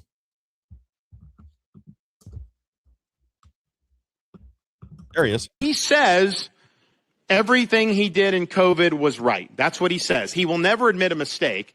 He says everything he did was right, including elevating Fauci, turning the government over to Fauci, not firing Fauci, and indeed on his last day in office, did he help the people that got caught up in the Capitol stuff that he told to go there? Did he do any support for them? No, but he did give a commendation to Dr. Fauci on his last day in office. So, to me, if he could even get elected, he is not going to want to revisit the COVID stuff because he's just going to view it as it's going to be potentially critical of him, and he's not going to do it. And here's the thing. We all make mistakes and everything. And I've done things I've said, in hindsight. Knowing what we know now, how they handled it in his administration was wrong, okay? It was the wrong approach. Maybe no one had better information at the time, although I do think that they did get information soon and they should have reversed course. But put that aside. Knowing what we know now, would you still do the same things that you would do? His answer to that question is yes. And to me, that is disqualifying because this can never happen to our country ever again. Yep. Remember that, Isaiah? And do you remember that Donald Trump would not debate in the primaries for Republicans? And everybody that listens to the show all say uniformly they want debates. They want public conversation. They didn't like it when Katie Hobbs ran away from Kari Lake and she said the debate about debates is over. Conservatives went crazy about that. Donald Trump supporters went crazy because they were behind Kari Lake. They didn't like it when they don't like it when Byron Donalds doesn't debate. They didn't like it when Governor Kehoe doesn't debate. They didn't like it when Ed Galreinstein didn't debate Thomas Massey. But when Donald Trump didn't debate, it made perfect sense. Again, it was 5D chess. It's only when, and this is what I mean about the compartmentalization of information. And as they said, they have a logic-proof compartment in your mind. This is the logic-proof compartment. If you can't explain it, then it just becomes a feeling that you have. And then you say, why is the feeling there? And the feeling is there because you've been fed propaganda and you want to believe that propaganda because it's the light at the end of the tunnel. When instead you should be going, wait a minute, this doesn't make any sense. I better get involved in our situation here, or we could potentially be in big trouble. And that's not blackpilling. That's just saying exactly like Rick Babbitt does. If you don't get involved in your government, then these people are going to win. They have all the money. They have the media. They have the schools. They write the books. They write history. They have it all. And right now they are slowly moving us in the wrong direction, as far as I can tell. Isaiah, would you agree? It just seems. Oh, yeah. Are you kidding? Come on. Let's go to last one on Fauci, then we'll move on. It's clip number 11. So this is what was in Fauci's diary versus what he was saying publicly. I don't know if this is a clip or if this is just a. I think it's a post. I got to pull up here. Yeah, if you can, just very quickly on 11. So it's somebody who did a breakdown of what Dr. Fauci's, because now the diary's out there in the public eye, which I find very interesting. Why would you keep a diary of your crimes? This I can't understand necessarily. I know. You know, whatever. I'm like, is it really his diary? Exactly. The whole thing again just seems very odd. But Dr. Fauci keeps a diary. This is what it was saying in his diary. Read what Kanoka the Great has to say. Fauci's diary says he privately put COVID's fatality rate at 0.2 to 0.3% under oath. Weeks later, he told Congress it was 10 times the flu. The timeline, February 8th, 2020, private diary. Case fatality rate, more like 0.2 to 0.3%. March 10th, Hannity. The mortality for this is about 2 to 2.5%. It's probably lower than that, closer to 1%. But even if it's 1%, it's 10 times more lethal than the seasonal flu. March 11th, in Congress under oath. The stated fatality rate of this overall is about 3%. If you count all the cases of asymptomatic infection, that probably brings the mortality down to 1%, which means it's 10 times more deadly than the seasonal flu. March 27th on The Daily Show. The mortality of this is about 10 times the flu. It's at least 1%. He wrote 0.2 to 0.3% in his journal, then told the public over and over a number 3 to 5 times higher. There you go. There you go. And it's and I would think that Dr. Fauci was the mouthpiece for something bigger. That would be my guess with Dr. Fauci. Okay. Just wanted to get that out there for everybody who still hasn't figured out that we got a problem on our hands. I'll just lay it here very quickly. We say it all the time, but I just want to remind people, just when you're thinking about this, when you're driving in your car and you're thinking about the world that you live in, just remember that the Democrats and the Republicans, Fox News and CNN, and just about everybody that had any traction on YouTube, Rumble, Facebook, Twitter, every one of them sold you on an absolute provable lie. And now the information is coming out, but it's coming out after the fact. Nobody will be held accountable, and they'll come up with another scenario. I think our society will fall for it again and again and again and again and again. And we have to break that cycle. It's a great way to say, man, if we lose the midterms this election, the Democrats are going to get it. This is a great great theater. Isn't that what they got going on now? Isn't that it? If you're not fighting, I mean, the primaries are coming up for us in August. You know what I mean? Can we remember what we're supposed to do? Really quick. I got to get this guy on very quickly, I should say. This is the 10th Amendment guy. And he comes out and he does these little I got to get this guy on the show because he's fantastic. This is the 10th Amendment, and this is what he says about free people. I didn't comply. I just was one of those guys that was not complying, and it was making certain people crazy. For the most part, I got away with it. But you should not comply with unconstitutional laws, ordinances, anything. If it's unconstitutional, You have to push back. Clip number 19, Isaiah. Do you have that one there? Number 19. This country will never be made slaves of by a submission to the damned act. John Hancock couldn't have been more clear. Free people do not comply with arbitrary and unconstitutional power, ever. Ever. I like that last one. He leaned in right there. What's that? He leaned in ever. I like that last little emphasis right there. I think he does a terrific job of little 15, 20, 30-second clips of just reminding people that there is a power structure and the power lies with the people of the country, the people of the state. It's just we don't feel that way anymore. We just don't feel that for some reason. All right, I got to get to some of these just major stories. Can we do Tony Romo? Let's do it. We got to do we have 13 minutes to do advertisers though. Let's do the advertisers, then we'll do Tony Romo. If you've not seen it, Tony Romo, famous quarterback for the Dallas Cowboys, was arrested on DUI charges after coming home from a golf outing. And I just thought that I just want to point out, just you tell me what you think, because I have my definite opinions of. Oh, I already got one thing. I watched it. I said, "What?" I already said one thing. I was like, "That seems not legal." It just feels. It just feels like they totally try to embarrass this guy, and I think certain people will say he deserves to be embarrassed. But you tell me what you think. I'll leave it. We'll play it and then let people make their own determinations. peopleslobbymo.com, very quickly, peopleslobbymo.com. If you are somebody who wants to take on your government and you want to donate $5, $10 a month to help us market the ideas that are in our brains to help us move more towards a constitutional government, then you got to join peopleslobbymo.com, especially people in Missouri. If you're a friend of mine, if you're somebody who listens on a daily basis, you should sign up for us. Help us out. We put a lot of time and energy in trying to get these things accomplished. We're going to have a meeting here probably in the third week. I shouldn't say probably. We have to do it the third week of August. I have a special guest that just committed to coming in, so we got to put the arrangements together. We'll have a special guest coming in to speak to everybody. But it's just it's where you need to be. You need to pressure your government. If you can't win through the ballot box, then you have to pressure the system itself. That is what peopleslobbymo.com does for you. peopleslobbymo.com. It is a marketing operation that puts pressure on the government. It's not much more complicated than that. We use our money to pressure the system. peopleslobbymo.com. And then we got to get to ECS, but I gotta do my ECS business now, because the music that he played in his video got us taken down. It did not. We are still up. We're good. I know, but it got us taken down yesterday. They sent me they said it was taken off several platforms. They said it was not a strike against you, but we took it down. I'll send you the no, it's up. I just checked it. It's up. Well, they took it down yesterday, is what I'm saying. Oh, well, it's whatever reason.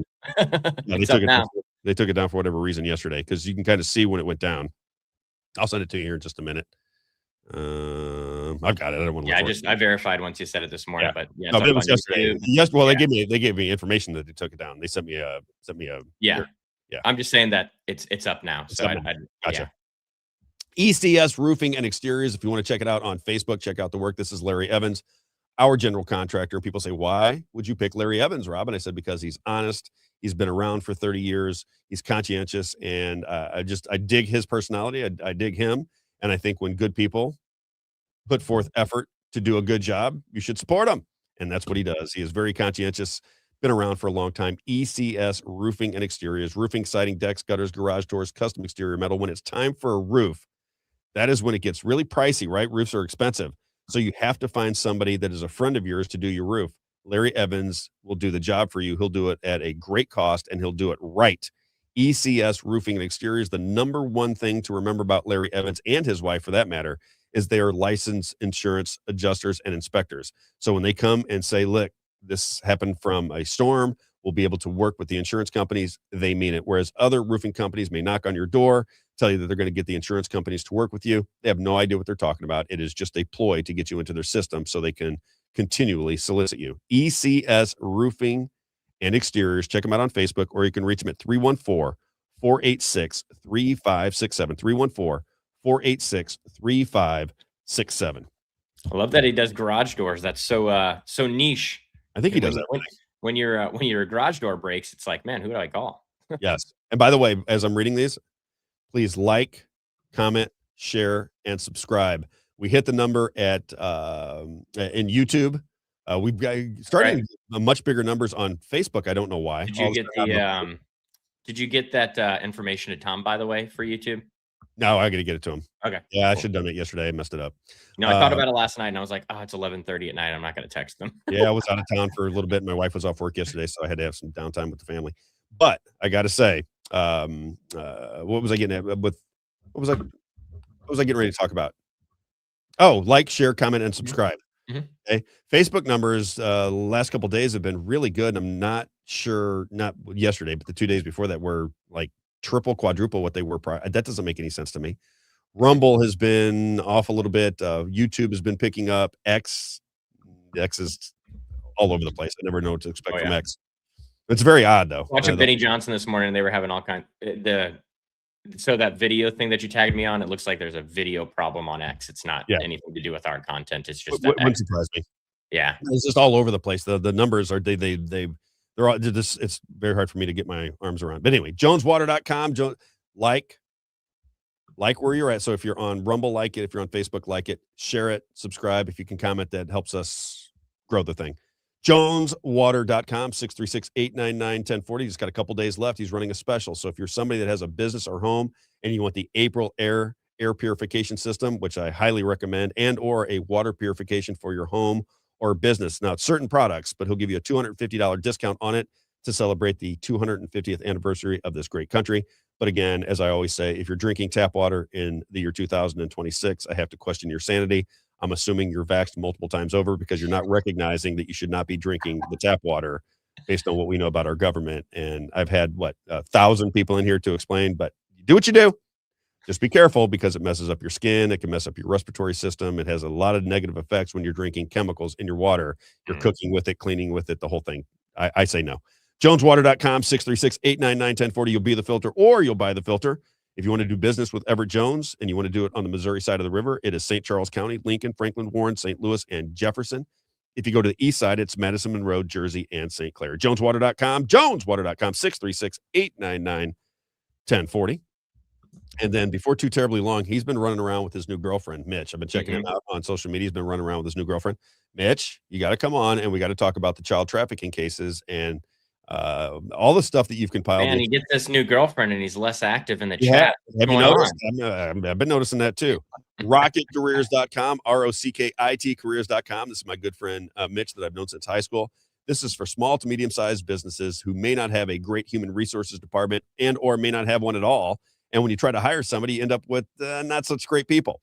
Rely on RocketCareers.com, ROCKIT careers.com. Help them launch a new career for you if you're looking for employment. So if you hate your job, you're out of work, they work on both sides of the aisle. So if you're somebody who's trying to hire people, they do great talent recruiting and job placement. If you're on the employee side, they'll help you launch a new career and help you find employment to do something that you love to do. RocketCareers.com. When you love your job, you love your life. ROCKIT careers.com. People you can trust. It's the main thing here. People you can trust. Papa Bill knows Mitch. We all went to high school together. 636-778-2419. 636-778-2419. And then last on this particular read is Valvoline Express Care. Valvoline, Mitch, where you at? There you go. Where is Mitch? I know he's listening. He must be driving in his car. Valvoline Express Care, when it's time for an oil change, it's always Valvoline Express Care. If you need coupons or you need to look up the locations, easy to remember, get this sticker in your car for me if you don't mind. Valvoline-Express Care, big supporters of the station and of the show. When I was at the station, I should say, and now that I'm doing the podcast, they've been longtime supporters, great people, and it's a great environment when you go to get your oil change there.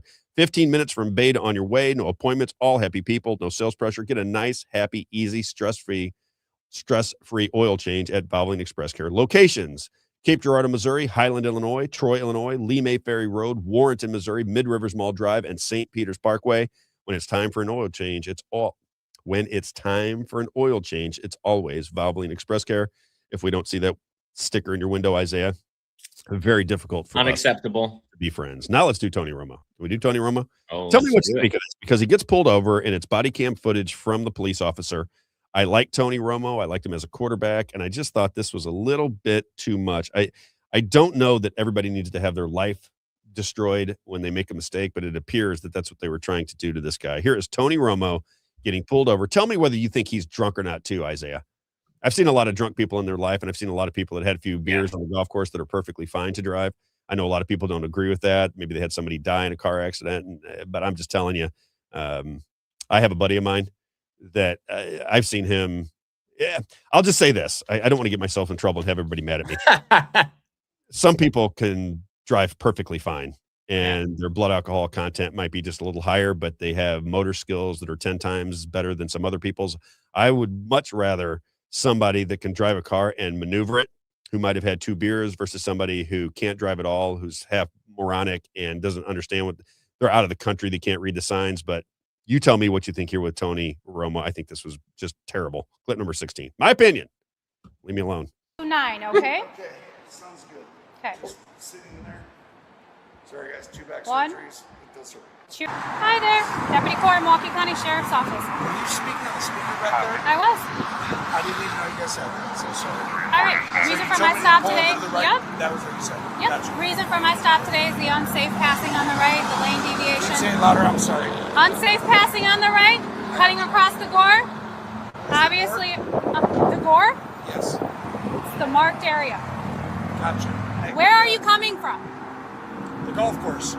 And I'm going to meet Grandma and Grandpa. Okay. All right. I'll take a driver's license from you. You got it. How many drinks have you had? 0. You're coming from a golf course? I played in a golf tournament in Wisconsin State Amateur. Okay. I'm going to run you through some fields.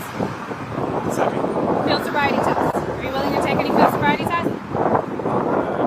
Call my lawyer and then I'm going to go to field if that's okay. You're denying to step out of the vehicle pending fields? I'm just going to call my lawyer. Okay, step out of the vehicle. I'm going to call my lawyer. No, step out of the vehicle. I'm not allowed to.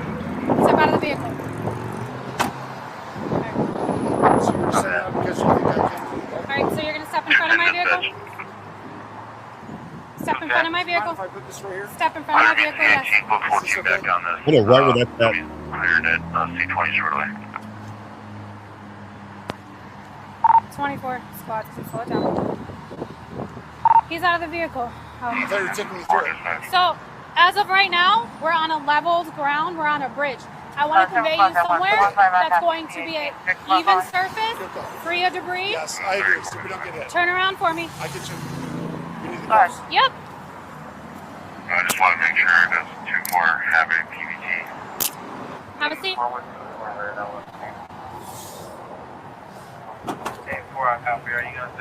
You in all the way? What's that? You in all the way? I'm in, yes. Uncomfortably, but yes. I know you're a taller fellow. Yeah, it's a little bit.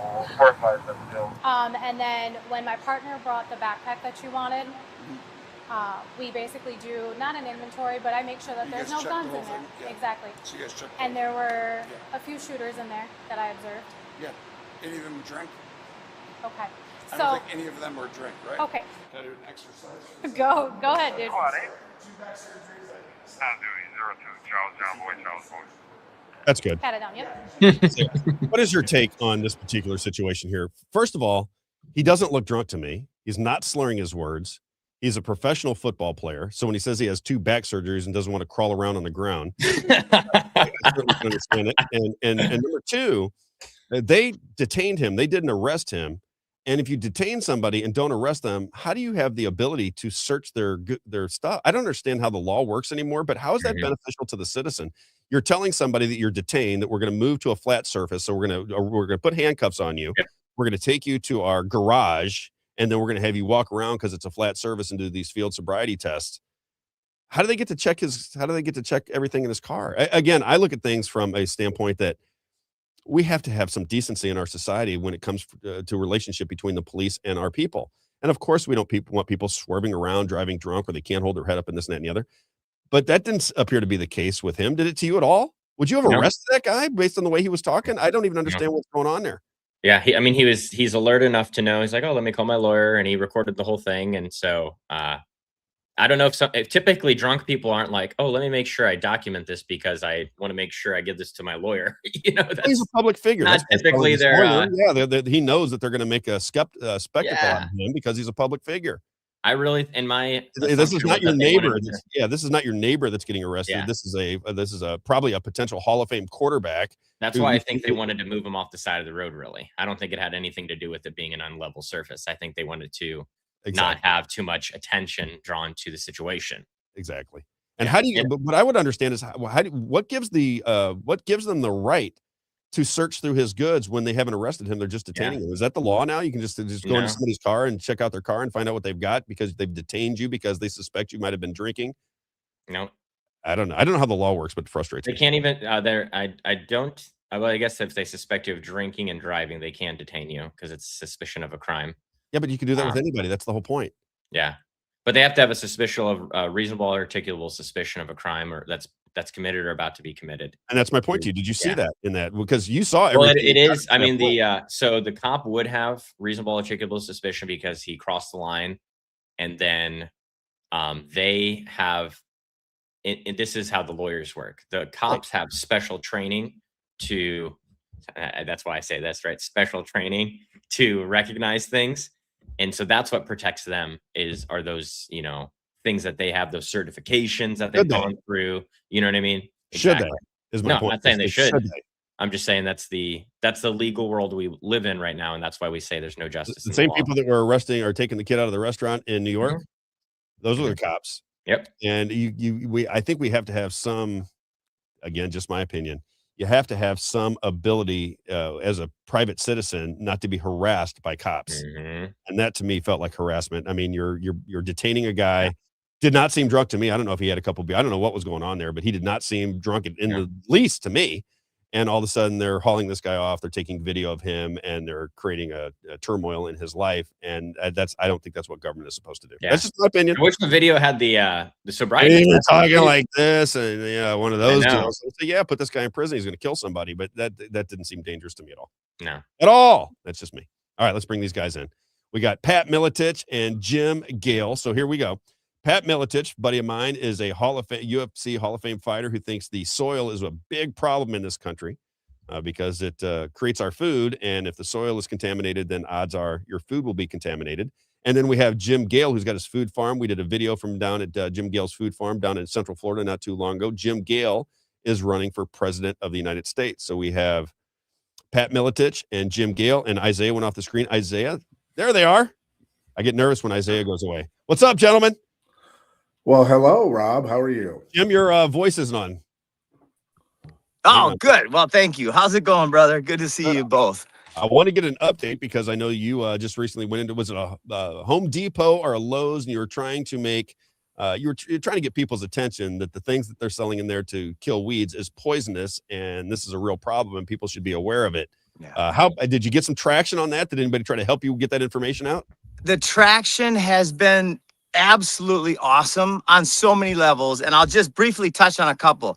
I was invited after this to the city council meeting by the mayor, and he said, hey, just come in, I'll let you go last so you have more time to talk. And it was like this cool thing. And I went in and I laid out the solutions to all the world's biggest problems, starting in St. Cloud, Florida, in detail.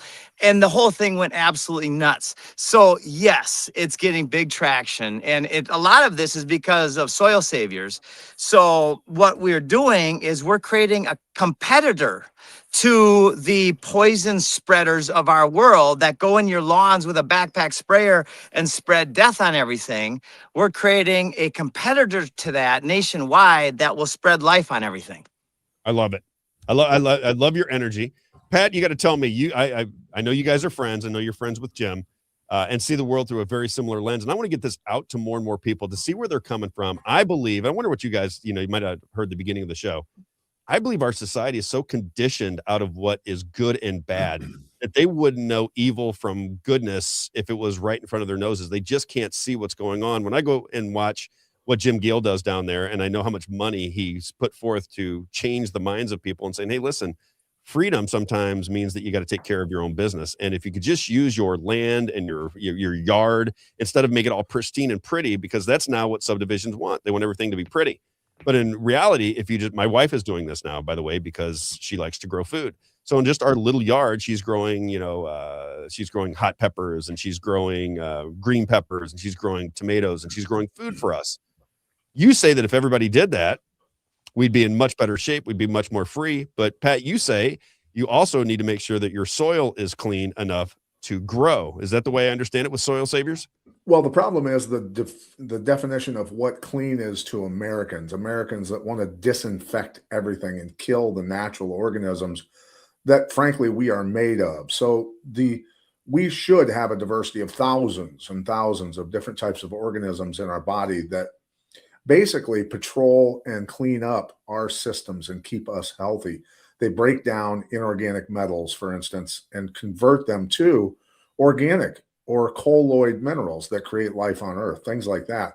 So this war being waged for 150 years on quote unquote germs is the very problem that we have. And all of it basically has been funded by the chemical companies that create the problems in the first place in many ways, right? So when we release man-made lab-created monstrosities of, synthetic fertilizers, for instance, with uranium and arsenic and all the other toxic heavy metals in them that build up over years, well, what is nature going to do? It's going to fight back with bacteria and fungus to try and digest those problems and get things back into balance. Well, then they blame the germs for being the problem instead of what really caused the germs to have an explosion of certain populations, right? So it's very important for people to understand where the real source of the problems are coming from and how to correct it in their own environment. And at the same time, those people out there that want pristine, beautiful, ornamental lawns can do the same naturally because, for instance, weeds are there to heal sick soil. So you don't kill the weeds, you put the nutrients and the biology, the bacteria and fungus back into your soil where it belongs. And therefore the weeds recognize we don't have a purpose here. We don't need to be here pulling elements out of the atmosphere to put them back in this deficient soil. It's no longer deficient soil, so we can start to go away. Interesting. Can you very quickly, I'll start with Jim. Jim, tell people your background in wrestling, because what people need to understand is when you're talking about health and fitness and how the body works, you're looking at two prolific, well, I guess a UFC fighter and wrestler. So these are people that actually understand the body better than most. So Jim, just real quickly on your background in wrestling and your background in physical activity. You got it. So I was throughout high school, I learned a lot, wrote my goals. In college, I ended up becoming a 4-time All-American and national champion. And so I've been in this world of physical mindset for my whole life. What I've learned lately, though, is the most important thing I've ever learned. The physical act of going out into Mother Nature and stewarding the land has been by far the thing that has helped me be healthy more than any other one thing. Just being a part of the land. Yes, like digging. I dug a little pond here. I moved some soil over there. I moved some mulch over here. And everything has the multi-purpose function of not only do I get an incredible workout, I'm 56, I just did 32 pull-ups yesterday, but now the result of my actions is a food paradise all around me. So forget the gym and become a steward. Steward of the land. And so you understand the body, do you not? You understand what to put in your body, what to keep out of your body. You have to have great endurance to be an All-American in wrestling. And then you've got Pat, who's a Hall of Famer in UFC fighting. And Pat, not only were you somebody who grew up with asthma, as I understand it, you learned how to kick that, and that's a very taxing sport. You also began to coach, and you have a lot of people that you coached through your philosophies that also became champions. Is that the way I understand it? Yeah, I spent my entire childhood with respiratory illness problems caused by environmental toxins, agriculture chemicals, and other things, but mostly agriculture chemicals is where I concluded. But I was able to solve that at the age of 20 after a lot of research and put natural elements into my body that literally changed my world in 10 days. I could suddenly go from what felt like breathing through a straw full of mucus to a crystal clear giant PVC tube, and the world was mine, basically. And that's why I became a world champ. And then continued research, of course, educating athletes on what they needed to do. And many of these athletes thought that they had high performance bodies, thought that they had high performance cellular operation, until they put these types of elements in their bodies. And all of a sudden they were doing things that no other athlete in their profession could do, like stand on the gas for 25 minutes and keep up inside of a cage with another very dangerous person. So these are fundamental principles that are true, that are based in nature, not laboratories. And they've proven out time and time again with gold, world title belts around many people's waists, and paths in life that would have never existed had they not explored it with me. Amen. Jim, your presidential campaign is different than everybody else's. You are saying, listen, if you want to be free, you got to take steps to be free. It starts with how to grow food and take care of your own land. When you look at the world right now, are you paying attention to what's going on in the world and all the different narratives that are out there and what people talk about? If you were to become president of the United States, what would be job number one for you? How would you address the nation? What would you say is the number one aspect to having a clean, free life in this country? After selling a mortgage company that did 1.3 billion in revenue, and then moving to Costa Rica and having a lot of amazing experiences in life, when I woke up to the fact that the world, our systems, our education, our medical, our money, the whole governmente system is controlled by some sort of, I'll just call it evil for lack of a better word, right? Then I went into a period of scarcity and concern for my future grandkids and my 4 daughters. And I said, I dedicated my life to it. I said, I'm going to do everything in my power. So for 20 years almost, I've been obsessed with the question, what will make the difference? And I'm also a Christian. And so I just look at all these different teachings and I'm like, stewardship, mass adoption, which is only about 12%, right? 12 to 15% of people that take the time to prepare and create beauty and abundance around their homes, their city parks, their schools, their prisons. When we do this, it's the only way, right? Any plan that does not include inspiring and empowering a shift that leads to mass adoption of taking care of the earth and its people will fail. So that's what our whole focus is on. I do not believe in the office. The office is a fiction, right? It's based in slavery. We're going to turn the White House into a museum based on the history of slavery. And we're going to go back into our yards and we're going to create abundance. I like it. What kind of response are you getting down there in Florida? Are you getting, are there any politicians? Are there any celebrities, anybody of note that can join your, just join the fight with you? Are there people starting to say, I got to pay attention to Jim Gale? I've got the chills all over my body. Yes, here locally. So what our intention is not only did I create this thing here in 7 months, this went from just look like hell to a food paradise, right? So now we go to the community and we're creating a bioregeneration plan thanks to Ben Missimer and Jeff Lawton and Pat Miletich and Soil Saviors. And we're bringing together and we're organizing effectively all of the different people with solutions. And then we're reaching out to the local community and saying, who wants to participate? And it is literally the last 2 weeks, I've had about 4.5 million views on social media, and the whole thing is going bonkers, and I couldn't be more excited about it. Is there anybody in the system, though? Is there anybody in Florida politics? I saw Ann Vandersteel with you. You were at the Paul Renner, who's running for governor. Yeah. Are you guys on the same team? Is Paul Renner somebody that says, yeah, I like what Jim Gale has to say? According to Paul's direct words to me, and according to Ann's direct words to me, Paul is completely on my page. Now, why hasn't he called me up and said, hey, I'd like to talk about your strategies? We'll leave that to speculation. But the mayor and that city council, right? That is something that we can affect very rapidly, and we can prove it. And by proving it, then we open up how we did it. Like the whole process is transparent, and we want to share it so people adopt it. I think it's fantastic. I've been down there. I think I've been down there 2 or 3 times to see your food forest down there. And it fascinates me what you were able to build, because you got a lot of land out there. How many acres did you buy? There's 52 acres of common area land, or of total land. There's 28 acres common area. And then my homestead is 1.1 acres. And that's where I spend 90% of my time, is just, building this, turning this into an epic paradise. Amen. Pat, I got to ask you the same thing. So as you look out into the world right now, because I know right now you're focused, you and I have talked many times. You're like, Rob, I just kind of want to check out of that whole situation, because you were on the conspiracy farm and you were talking about the narratives that were going on in the world. Now you seem 100% focused on Soil Saviors. Is that your company's name, Soil Saviors? Or your soilsaviors.org. That seems to be where your focus is at. Are you watching now the narratives that are going on in the world and everything that has happened? Or you kind of shut that off to the world and say, you know what, I'm going to stay focused.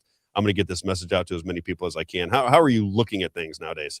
Well, here's what people should be paying attention to, really, ultimately, Rob, is that one, just to differentiate, we're not a company. We're not an LLC. We're an ecclesiastical trust. We're a self-supporting ministry. Nice.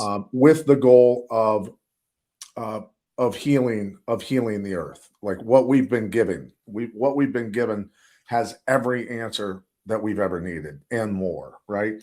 So it's very important for people to understand that. As far as the narratives, when I watch what's going on in Iran, for instance, and things like that, I see that as that's just another, by design, to shut off the oil spigot to humanity for commerce and travel, right? For most people, for the people that can't afford it.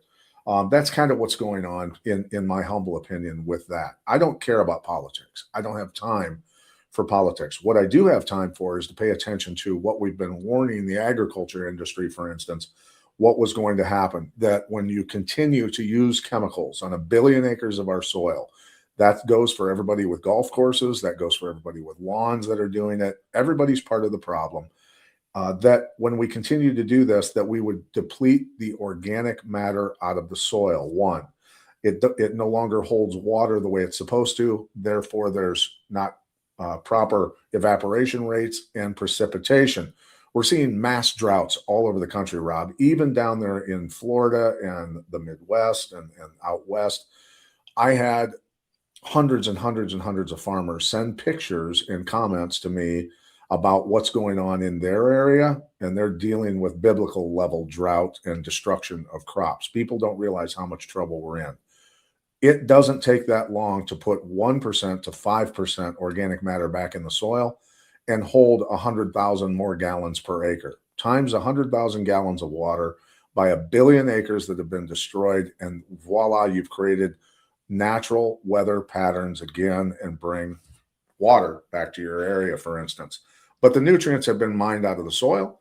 That was back in the 20s and 30s. And then hence the Dust Bowl. There's no nutrients, there's no microorganisms, there's nothing there. It turns to dust and it blows away. It buries towns everywhere. We're ready for another Dust Bowl with the compounding problem of literally warfare level chemicals on 1 billion acres of our soil for 50 plus years. And people wonder why hospitals are full in every town. I mean, it's not that hard to put 2 and 2 together, right? So what we're giving is an education and the tools, at least in your environment, to solve your problems, to grow your own nutrient-dense food, whether it's a garden, whether it's an orchard, whether you just want to heal your environment and break down the contaminants in your soil so that your children can go out and play in your yard barefoot and you don't have to worry about it. I was going to ask you both, if you could put them both up there. I was going to ask you guys, I think about this all the time because I like to go to farmers markets. When I see one and I need something, I'll pull over on the side and I'll get some, a watermelon or some fruit or vegetables from some guy on the side of the street. And I keep thinking to myself, when you guys talk about food security and just the way our system is devised versus the way it maybe should be devised, wouldn't it make more sense for every town and every location to set aside land to grow food for that town so that there's food that is natural? It's right there. It's right in your backyard. And shouldn't our system be designed that every town is self-sufficient and it can create its own food? And if it did, wouldn't it just be a better situation? Because right now you have the big corporations that want all the land. But if you said, I'm in DeLand, Florida, right? So if I'm in DeLand, Florida, and I say, well, the population is X, but when I start DeLand, Florida, when I begin to make it a township, I have to set aside X amount of acres based on the population for growing of our own food. So that if anything should happen, we have a self-contained system to feed our neighbors. And then if every town had that, it would break up these big food monopolies and everything else, and people could have their food in their backyard. Does that sound like an insane idea? I don't even know if it's possible. I really don't know this business all that well, but it just seems to me that our systems don't really work for people anymore. And why can't there be creative people to come up with better systems that are easy to explain? I'll start with you, Jim. Is that something that makes sense to you, or is that something that's not possible? It is not only possible, it's logical on every conceivable level. And I'll give you 2 details. One is we're working with the local transition house. They've got 90 beds for mostly veterans coming out of prison, transitioning back into society. And I just got a call from Dr. Calvin, their main administrator, and his chief operating officer, Jeff. And I went in to meet them, and they called me back after not talking to me for a few months because they've seen what we're doing, which is really exciting. And I laid out the strategy. We're going to turn their backyard into a food forest healing system, and we're going to create a compost tea, soil saviors type of business out of their backyard, where these fellas can go into the society, into the community, and spray this compost tea on the plants and plant plants and plant wildflowers and so on, right? And then once we get this plan, which we'll have it in a week. I'm so excited. Then we're going to bring it to the mayor through the people, right? The mayor already said he's interested in learning. So we're going to basically get a massive group of people, and we're going to say, hey, here, mayor, here, city council, this is what we're doing, and we'd like you to do this with us.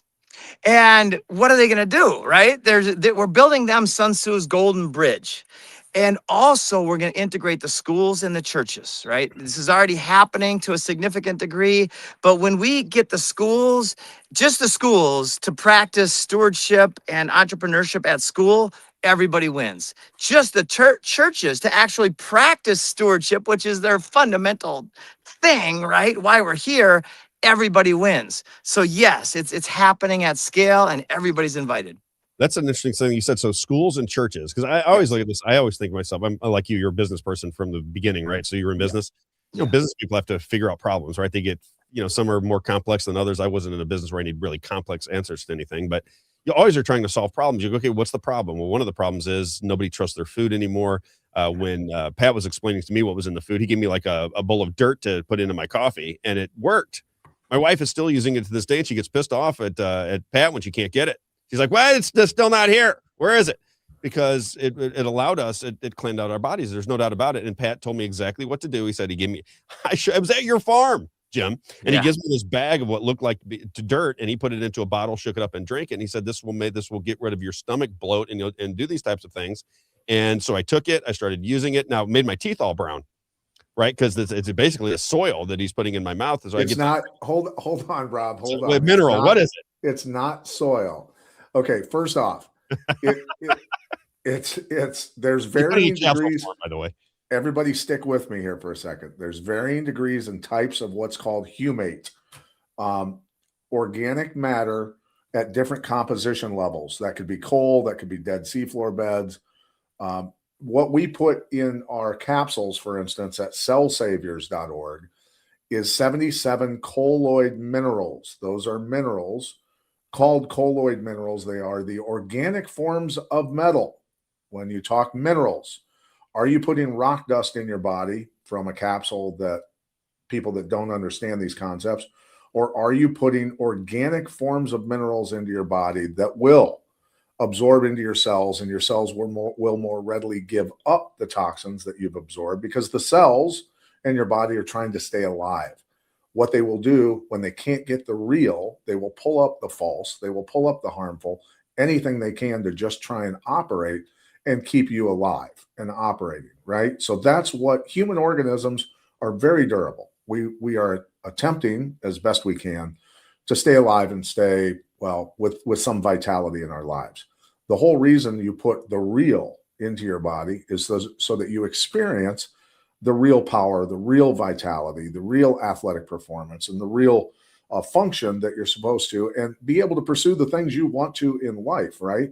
So are there forms of humate for soil? Yes, there are. And those also require, many times, depending on the diversity of microorganisms, the bacteria and fungus that break things down and convert them into bioavailable, meaning plants and animals and honeybees and everybody can use them to create life on Earth. So it's really important to differentiate between dirt and colloid minerals. It doesn't look anything like dirt. Dirt is dead. It has no life. It has no minerals, and it has nothing in it. That is nothing but concentrated colloid minerals. Yeah, I was trying to give him a compliment because it worked, and my wife is still using it. But that's beautiful. Right. That's beautiful. But we've got to educate people, right? I know. And yeah, and I just wanted to say, Jim's a warrior. Jim's always been a warrior, and he's converted through his research and knowledge and everything that he's observed in this world, that it is not for the warrior right now in this time to, for instance, be violent, to fight with violence, to pick up a gun, to do any of these things. The real solutions, Rob, the real solutions are to heal the earth, because we live on the host organism, Rob. We are just tiny microorganisms crawling around on the host organism. Whatever we do to the host organism, we do to our children. And it's happening, and it is manifesting in horrible ways, and has for decades, and it's getting worse. Do we want to turn the ship around, especially when we know how to turn the ship around? Yes, we all want to. Do you guys think that it is the soil that is is it a combination of factors? Because when I look around, I always say some things that shocked me was I went to Europe in the year 2000. So it was right 99 was turning into 2000. Three buddies and we went to Europe and went over there for a few weeks, and during the millennium. And as soon as I started walking around the streets of Europe, I said to my buddies, I'm like, first of all, the women were beautiful, and I said, everybody's skinny. I go, are you guys checking this out? We all started by the end of the trip, we were all going like, everybody's thin in Europe, and in the year 2000 they were. And then you come back to America and it looks like everybody one more bite of food and they could explode right before you. And you see these types of people and you go, what is are we just over consuming? I don't believe that, because a lot of people in my life that are overweight, I watch them, I know them, they don't overeat, and they're 150 pounds overweight. And I kept saying to my friends, what is causing this? Is this what's in the food? Is this what's in the water? Is this in the air? Is this what is causing it? It's what's in the food and what's not in the food, right? So what's in the medication and what's not in the medication. So just Oxycontins, for instance, people can research and look up prescriptions that cause weight gain alone. What's in your food? Antibiotics are used to grow food because they have to kill the weeds, the insects, all these different fungus and bacteria outbreaks and imbalances, because of what they've used, the synthetic fertilizers that nature goes, whoa, what have you done to us? We have to explode populations and go after these things and break them down to create balance. And then they kill the things that are trying to create balance because of the initial toxins that they put into the soil. It's a moronic practice is what it is. And I hate to say it that way, but that's what it is. So ultimately, look, if we put balance back in, the minerals, the vitamins, all these things in the form they're supposed to be in, and we heal the soil with the biology, the microorganisms, the soil-borne probiotics, to bring that balance back, well, the plants are going to be healthy. They don't need insecticides because bugs aren't going to eat them. A sick plant gives off signals and says, come eat me. I'm defective. You must destroy me, digest me, and put me back in the ground. That's what nature does, Rob. So if we bring balance back, you don't need insecticides, you don't need herbicides, you don't need fungicides, and you don't need to toxify the environment that ends up every time it rains running into your streams, creeks, rivers, and lakes, causing toxicity in the water. And then, the water purification plant, do you think they're getting the agriculture chemicals and the pharmaceutical chemicals and everything else out of your drinking water? Of course not. No, of course not. You're ingesting all of it, which then just the herbicides alone, which block nutrient uptake. Just when people are being tested out there for iron deficiency, they don't realize that copper deficiency blocks iron uptake. There's no copper hardly left in our soil because of the mining. So we have to put it back in along with the biology. And a human, for instance, and I'll just go through this quick. A human needs 60 plus minerals. Regenerative, the best we can get, when I talk to regenerative ag people, say, we have to have 17 minerals in the soil to grow plants properly. And I go, where's the other 40? Where's the other 40? And so the disconnect and the compartmentalization has caused so much, we'll just say, educational retardation in America that it's manifesting in the things that are. So the soil, we must start with the soil. That will heal the water. Of course, we'll heal the soil, but we'll heal the water, we'll heal the air, we'll heal the food, and humanity will follow right behind. It all comes down to what you're standing on. You've been saying that for a long time, and I gotta give you a little bit of a compliment, Pat. We've been talking for quite some time. One of the things that I noticed about you, I was talking to our buddy Jeff. We were talking. I said, Pat doesn't do anything for money, which kind of annoys me because he's got a big profile and he could use his profile. And I said, and I was talking to Jeff, and he goes, Pat does things because he's a believer in what he's talking about. He really wants to get this done. He's not making decisions based on where the most money is because he's a public figure. He's a well-known person. He's a UFC Hall of Famer. He could be doing all kinds of things if he wanted to put, a ton of money in his pocket. But what he's doing is trying to be a good person, do the right thing. And I got to give you credit because most people try to, they just would use you're a public person. You're, a lot of people in the UFC, and which is one of the most popular sports in the world. And you're a legend in it, and here you are trying to spend all your time helping the soil, which I just find admirable. I just got to give you a compliment because I appreciate it. I try to be as good as you, but I'm probably not. Look, and Jim and I have been called, all kinds of names over the years. But here's what's happening, is that Americans have sat in their pain long enough to realize that everything we've been saying is true, and that the solutions are real, and that everybody wants them. Anyone that loves their children wants these solutions, period. And they can do it. Yeah. And I'd like to jump in on this is what Pat just said is it's a mind shift, right? To be aware. So the change cannot happen without the awareness of the possibility of it. If people aren't aware of a choice, then there is no choice, right? So our job is to be the change that we want to see in the world, to demonstrate the solutions, and then to share our results and learn from them. Sometimes I fail, all right, quite a bit, right? But here we are, right? So let's demonstrate transparency, authenticity. Let's share the information. And people say, like skeptics, what are you doing this for? What's your real motivation? And to them, I simply say, I'm selfish. I've got kids, and my goal is that we have a better world for my kids. So it's completely selfish. And that shuts them up. I got to ask you a question because a couple times I was down, the first time I was down there with Pat, that was at the beginning, I think. That was kind of toward the beginning of your food forest. Yeah. And what I noticed is, first of all, mosquitoes and any kind of bug love me. I can't go anywhere without the bugs coming after me. And it probably tells you that I got something in my skin that probably shouldn't be there because they are very attracted to me, no doubt. So when I was down there, I noticed there was a lot of gnats and insects and this and that and the other.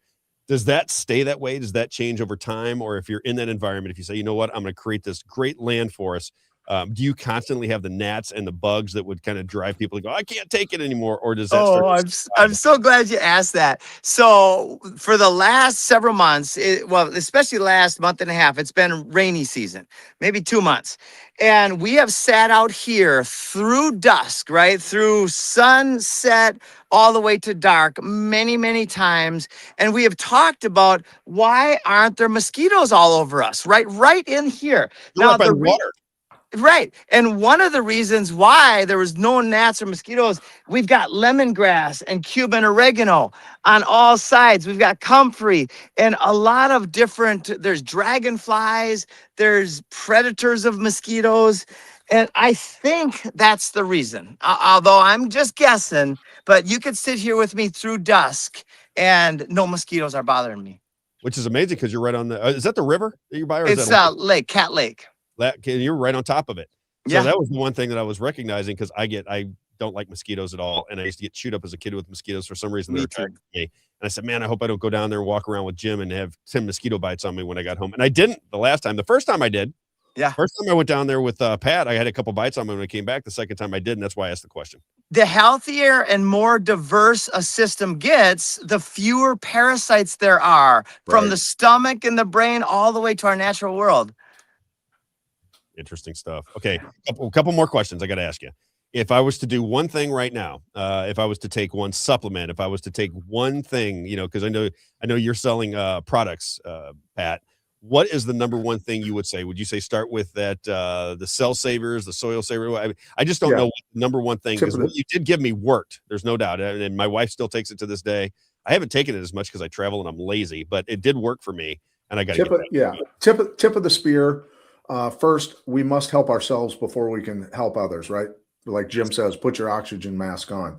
So the fulvic minerals, yes, 100% that they can find at cellsavers.org is the way to start getting your ship going the right way and pushing those toxins out of your body and start remineralizing with real minerals is super important. And then once you start feeling it, many agriculture people have started that way. And when they feel the way they feel, they go, okay, now let's talk about my soil. Jim, same thing. Same exact thing. And Pat is the expert on this. You know, from a world champion fighter to the best coach in the world is a very different way to look at the world. And then to a soil savior, he has helped me really understand what this means to put good stuff in my body. So thank you, Patrick. If you two were to get into a cage match, 5 rounds, who am I taking? Am I taking Jim Gale? Am I taking? Here's the thing. Here's the scary Rob. 10 seconds, Pat. No, Rob. I've just done a little bit of hand fighting with him, pummeling and things like that. The problem is that I can't outrun him either.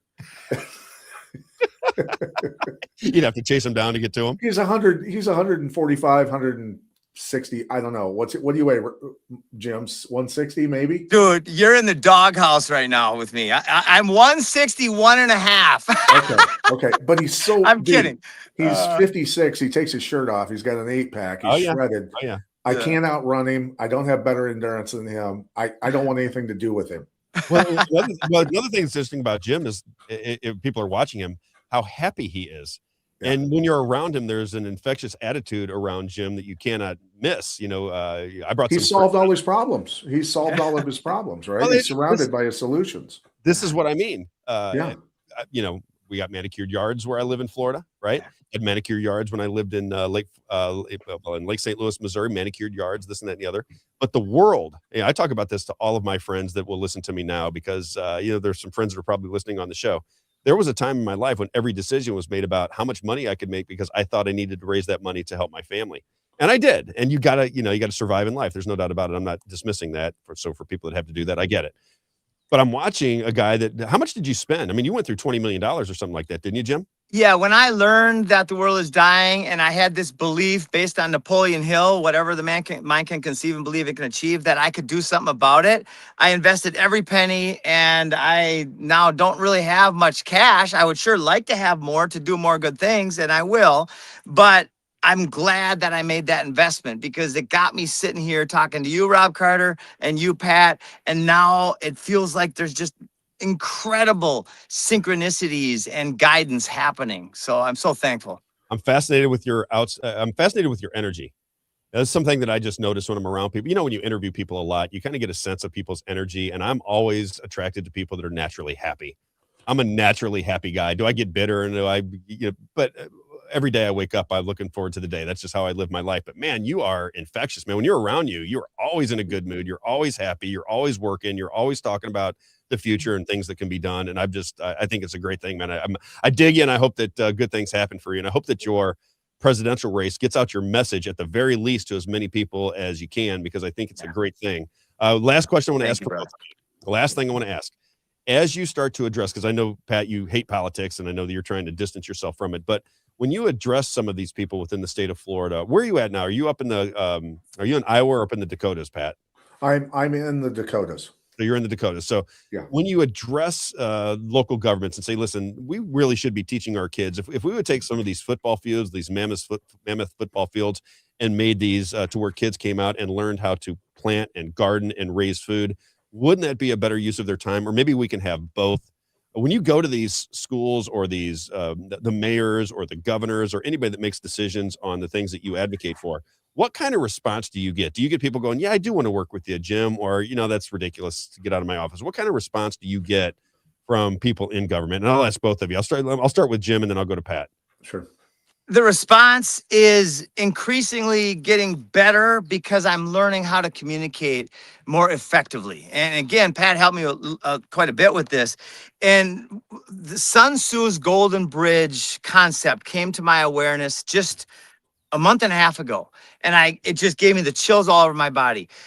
Build your enemies a golden bridge to retreat across. What is the golden bridge? Well, we found it. It is collaboration on something that they cannot argue in a public forum. right? It's so beneficial in every conceivable way that we're offering the Golden Bridge, and we're inviting those who have been part of the force and violence slave system for so long to come to our side, because it's the best thing for them to do, right? That's the key. We're offering them what's best for them. And if they don't take it, well, we'll see what happens. Jim, any pushback from the political environment? Are there like these, I always think these big corporate food manufacturers can't like what you're talking about. And I don't know that it's gotten to a place where you feel we're a threat to them just yet, but do you get any pushback? They cannot push back on me publicly because our message is so strong that they'll just look like idiots. Okay, good. I think that's how you fight all arguments, really. You just let the other people make asses of themselves. Pat, any luck with local governments when you want to get these things done? Well, all the meetings that I've had at ag departments, for instance, at universities and with city officials or county or state officials is that, look, ultimately people are being paid not to understand what we're talking about, right? And so the very systems that are put in place are reductionist mentality to kill things, man-made controls of the environment, which are always ending in disaster. We saw it happen in Weimar, Germany, and what eventually became Nazi Germany. They started using chemicals in 1913, widespread chemical use on agriculture in 1913. By 1928, cancer became the #1 illness over tuberculosis. By the 30s, state-run health had taken over for private health, and the people were being blamed for the illnesses in Weimar, Germany. And we all know how Weimar Germany and Nazi Germany ended up. Complete collapse of a civilization. Well, we've been doing it for 50 years. The same percentage of our population is on pharmaceuticals as Weimar Germany during its collapsing years. So these facts we cannot get around. So what I've decided to do is take this straight to the people. Take this straight to the people, because when the people want the solutions, which they do, they see the problems, they want the solutions, we just give them the education and hand them the tools to get it done in their own environment. That's how this problem gets solved. And eventually, we're seeing now a lot of the officials in cities, counties, and states are starting to say, hey, wait a minute, these guys are actually solving the problems. I want to be part of this. And that's how we lead. We don't beg for permission. We don't ask for people to listen to us. We just do our thing, take it straight to the people, solve the problems, and eventually, which is happening again now, those types of folks are saying, I want to be part of it. And that's all we can do.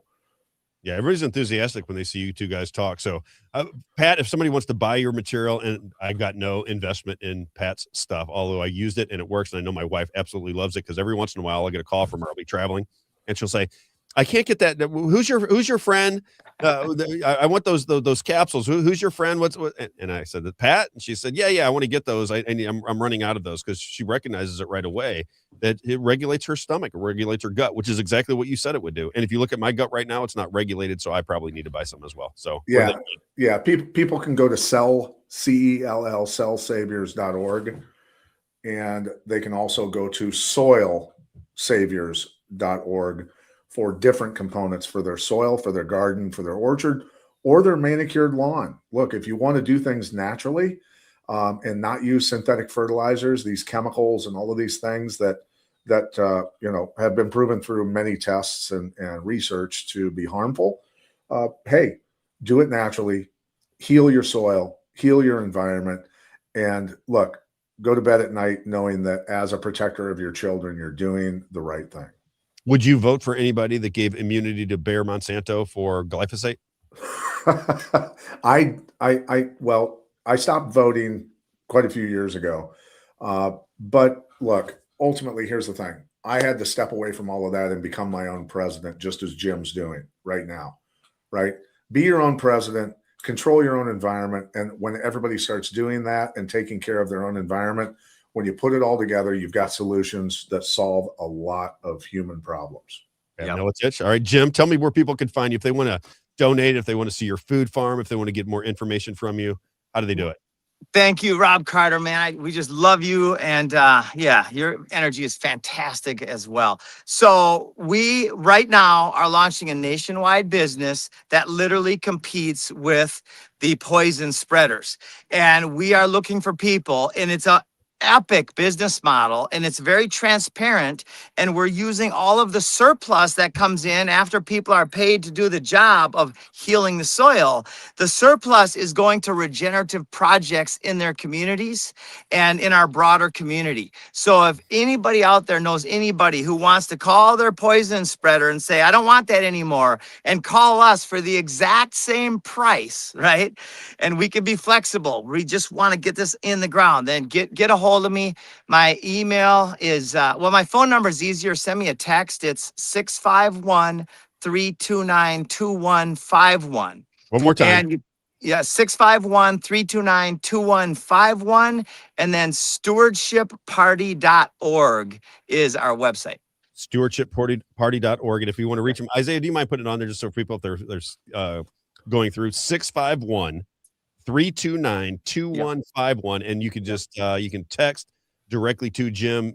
Great guy. So it'll be you guys will have we brought some people down there from St. Louis. I think they fell in love with you too. The same time with that, I was down there. What was that? That was 3 months ago, maybe. Beautiful. Yeah, that was beautiful. There it is. Text to 651-329-2151. Two incredible guys with just incredible lives. Jim Gale, Pat Miletich. Thank you, gentlemen. I appreciate it as always. Thank you, Rob. You guys, good luck. I'll be in touch. Ciao. Right on. Those are some good people right there, Isaiah. Good people. I wish them just much success with what they're trying to accomplish, because they believe every word that they're saying. They're doing things for the right reasons at the right time. And boy, do they pour a ton of energy into it. When I went to Jim Gale's place, that was the first time I had heard him in his home. And I heard him I think he was on the phone, and he made mention that he spent $20 million on just to do this. So could you imagine having $20 million and then say, I'm going to show people how to live their lives better through a food forest? Think about that. That's what we all say we want to do. That's what everyone says they want to do when they become rich and famous is, oh, the reason I want to make money is so that I can help other people. And then exactly. And then they become wealthy, and then they don't do that. Right. And so if you had to put Elon Musk or Jim Gale and say, who's doing better for society right now, who would you pick? You see what I mean about the energy though? Yeah. Oh yeah. He's just a very likable guy. When you're down there, you can't help but to like him. He's so excited. He'll walk around his food farm and he'll say, look at this, pick that up. And he'll put it in his mouth and go, taste that, isn't that delicious? It'll be peppermint or it'll be this and that and the other. And you're just walking around his farm and you're picking plants off and you're putting them in your mouth and he's showing what everything does. When you talk about anything, he goes, no, here's the solution. He'll walk over and he'll show you what this plant does for the water and what this plant does for the air and what this plant does for his animal, the whole thing. It's just this big, huge area that is overgrown. And I will say this, I talked about this last time we talked about Jim Gale. It's very interesting when you walk into a land. I think he's got, 50 plus acres. Mm-hmm. And it's not there's no mowing. Everything is growing the way it's supposed to grow. And there's a beauty to it that I never recognized before. I'm the guy that always loved perfect landscaping. Yeah. Manicured lawns. I don't want anything out of place. And I like the way that looks. Yeah. And I would go and I would see, like I would be in Mexico. There was a time that I was in Mexico and we were at somebody that was well-to-do's home. And I was like, wow, this kind of doesn't look like a well-to-do home because the yard and the grounds were not manicured. They were kind of overflowing. And I didn't see that as beautiful.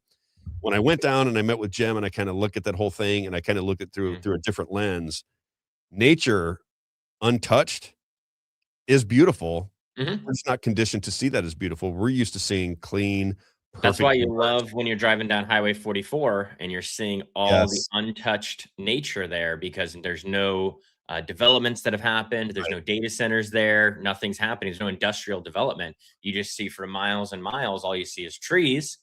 And I think for me personally, and I think you could probably resonate with this, is that it just reminds me that we have a creator and that we are just that small and that we're just this tiny speck in a much larger universe. Yes. And, when I was in California, for example, and you see the California redwoods and it's like the tallest trees that you can I've been there. ever. It's unreal though. It's like, wow, it's overwhelming. And, you go to a waterfall or something and it's, 500 feet. I don't know how big they are. I'm just making that up. Right. But, it's just, it's awesome. It is the true word of awesome, right? That's how I feel with a lot of that stuff. Well, I don't read fiction books. I only read nonfiction. Yeah. I think true life and what's going on in our own world is more important than something. Yeah. And I love Jim Gale's, enthusiasm, like you're saying, because, I think something that people have always told me when I was growing up and that I didn't figure out what it was about me until my 20s. Is people would always tell me something, exactly what you just told Jim. It's like, man, I just love being around you because you're so happy. So, you're so happy all the time. You're always happy. People always told me. Happy Yeah, people exactly. Hands. Bill knows that They one. told me that all the time at work. And so I couldn't figure it out. And then I read a book from the 1920s called How I Raised Myself from Failure to Success in Selling by a guy named Frank Bettger, who was a student of Dale Carnegie, and he traveled with Dale Carnegie in there. And he quoted the line that you may know, Rob. I didn't hear it. I heard it from Frank Bettger first. It said, to be enthusiastic, you have to act enthusiastic. Yeah. And so I said, oh, so what I'm doing, I'm naturally enthusiastic as a person. And that's why people are attracted to me, because I have that enthusiasm and that joy. And most people are just not that way, I figured out. And so it took me a long time to figure that out. But, I was able to, through all this learning and things, I was like, oh, that's why people are attracted to that. And that changed my life as far as it became a power to me. You know what I mean? It's like, oh, I can use this for good. I can use this to accomplish things. I was thinking when you said that, when I was in college, I remember, you study body language and I remember a class where they said, when you smile, it can change your mood just because of the physical nature of a smile. So when you're upset, do your best to smile. So you'll see sometimes every once in a while when I'm ready to, at least when I was younger, when I had just had it up to here, I would, it was like a road rage, or I'd be ready to, I have a natural tendency to get a little worked up. I would make myself smile. I'd look like this. Bless their heart. Just because I knew that I was taught that the physical smile helps you to calm down, because it's like if you dress good, you feel good, you play good. You say that in sports, dress good, feel good, play good. Same kind of scenario when you smile. It just takes, for whatever reason, the brain recognizes you're smiling, and it kind of calms your mood down. So you would see me at times when I was about ready to pop, and I would force myself to smile so I didn't smack, somebody around a little bit. You understand what I'm saying? All right. GraceHauling.com. Can we do GraceHauling.com? We've got a couple of things we want to get to. GraceHauling.com. Louder for the people in the back. GraceHauling.com, and for the people in the back, GraceHauling.com. Again, the reason you see so many trucks, dumpsters, and cans with Grace Hauling in St. Charles County is because people love doing business with Gary Snyder. It's not much more complicated than that.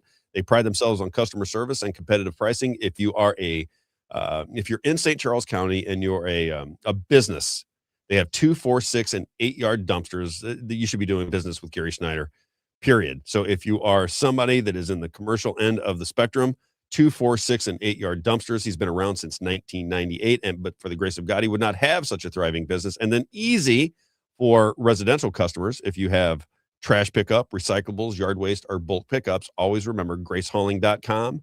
GraceHauling.com. One more time for the people in back, it is always GraceHauling.com. And then I got to bring this up because yesterday I got a text message from my good friend, Dr. Helen Gelhart. And she said, Rob, Bishop Strickland is coming to the MC event. And she said, I think if you tell people, if Catholics are aware that Bishop Strickland is coming to St. Louis, people will be very interested. He's the guy that was just on, this bishop that was just on with Tucker Carlson. I will be emceeing that event on September 12th. And as we get closer and closer, we'll put out information if you'd like to join us. I'm sure it will be sold out if it's not already sold out, but we'll get people in. If you're interested, Bishop Strickland in town in Clayton, September the 12th. Just get a hold of me. If you're personal friends of mine, just get a hold of me and we'll work it through Dr. Helen Gelhart, who, as always, runs advancedwellnessmed.com. We love Dr. Helen. We love Paul, her husband. They're good people that do medicine for the right reasons. They do the practice for the right reasons. As she likes to say, Rob, feel, think, look better, and live longer. We assist the divine healer. Great practice outside of the hospital administration so she can do what she thinks is right for each and every patient that comes to her. As I like to say, she doesn't say this, but I do. Anything that kills you, she specializes in. So the earliest cancer detection blood test available. They have symptom reversal techniques for Alzheimer's and dementia. And again, if you know a family member or a friend whose mind is beginning to slip, make the call. Make that call. You got to do this. Alzheimer's and dementia symptom reversal. It is Dr. Helen Gelhart. You can reach her at 314-576-0094, 314-576-0094, or as always, just look up the website, advancedwellnessmed.com. Pre-screenings for heart attacks and strokes as well. Yeah, let's do the last three later. That's good for now. All right. I want to talk about this draft conversation. So social media, here's the king of, I would say the king of alternative news is Alex Jones, continues to be Alex Jones. Wouldn't you agree with that, Isaiah? Alex Jones is the king of alternative media. I mean, if you log on X, he's always got the #1 show live streaming on X every single day. Yeah, and I think that to be true. Did you see the video I sent you where he said he was going to eat his neighbors? Do you remember that? It's fantastic. I sent it to my group chat. So hilarious. I you know, if you don't have that sense of humor, it might not strike you. But I cry even to this day when I see it. He goes, listen, I'm not afraid. He goes, I'm just telling you right now, I'm going to eat my neighbors. If it gets down to it, my kids are not going to starve. I will eat my neighbors. He goes, I'll string them up, I'll gut them, I'll skin them, and I'll eat my neighbors. And that played all over back in the day. But the way he sells that, and the guy's talented at the very least. He's incredibly talented. But he is out there talking to everybody about the 25th Amendment. He believes, now this is a guy, and I don't know what to make of Alex Jones. I really don't. I mean, I think he's incredibly talented, but I think he just goes over the top and he loses a lot of people with these types of things. But right now he's saying we should implement the 25th Amendment against Donald Trump because Donald Trump has lost his mind and he is trying to put forth and implement the draft. I think that's the clip that I have here, Isaiah. Clip number 18. And I just wonder if, I again say, because we talked about it just a little bit earlier in the show, there are a lot of times when you see you see a structure put forth in a previous administration, and then the administration after starts to use what was implemented in the previous administration. I think it's all arranged and organized. Who was it just the other day that said, Donald Trump blamed inflation on Joe Biden because Joe Biden was the person who was in office when inflation went through the roof. And I was talking about it, Isaiah. So, I was talking about this at the very beginning. I said, wait a minute. How is he the one that's causing the inflation when the Donald Trump administration spent $8 trillion and $2.2 trillion on COVID? Yeah. I mean, come on. I mean, he has to be a little bit accountable for the inflation if you spend $8 trillion. I think he spent more money in his administration, Donald Trump did, than anybody in the history of the world. And he goes, well, he was dealing with COVID, Rob. I said, no, COVID was the vehicle for the money. That's the whole point. That was the vehicle for the money. Anyway. Or they call it a scamdemic. Scamdemic. Here is Alex Jones, clip number 18. I don't know how far I'm going to go with this. I can't really remember what this clip is, but I believe this is about the 25th Amendment and him going now. I think this is with Rex and him talking back and forth about the 25th Amendment. Okay, right? Let's check it out. Clip number 18. Conned into this. He has lost his mind or he is evil. I don't know.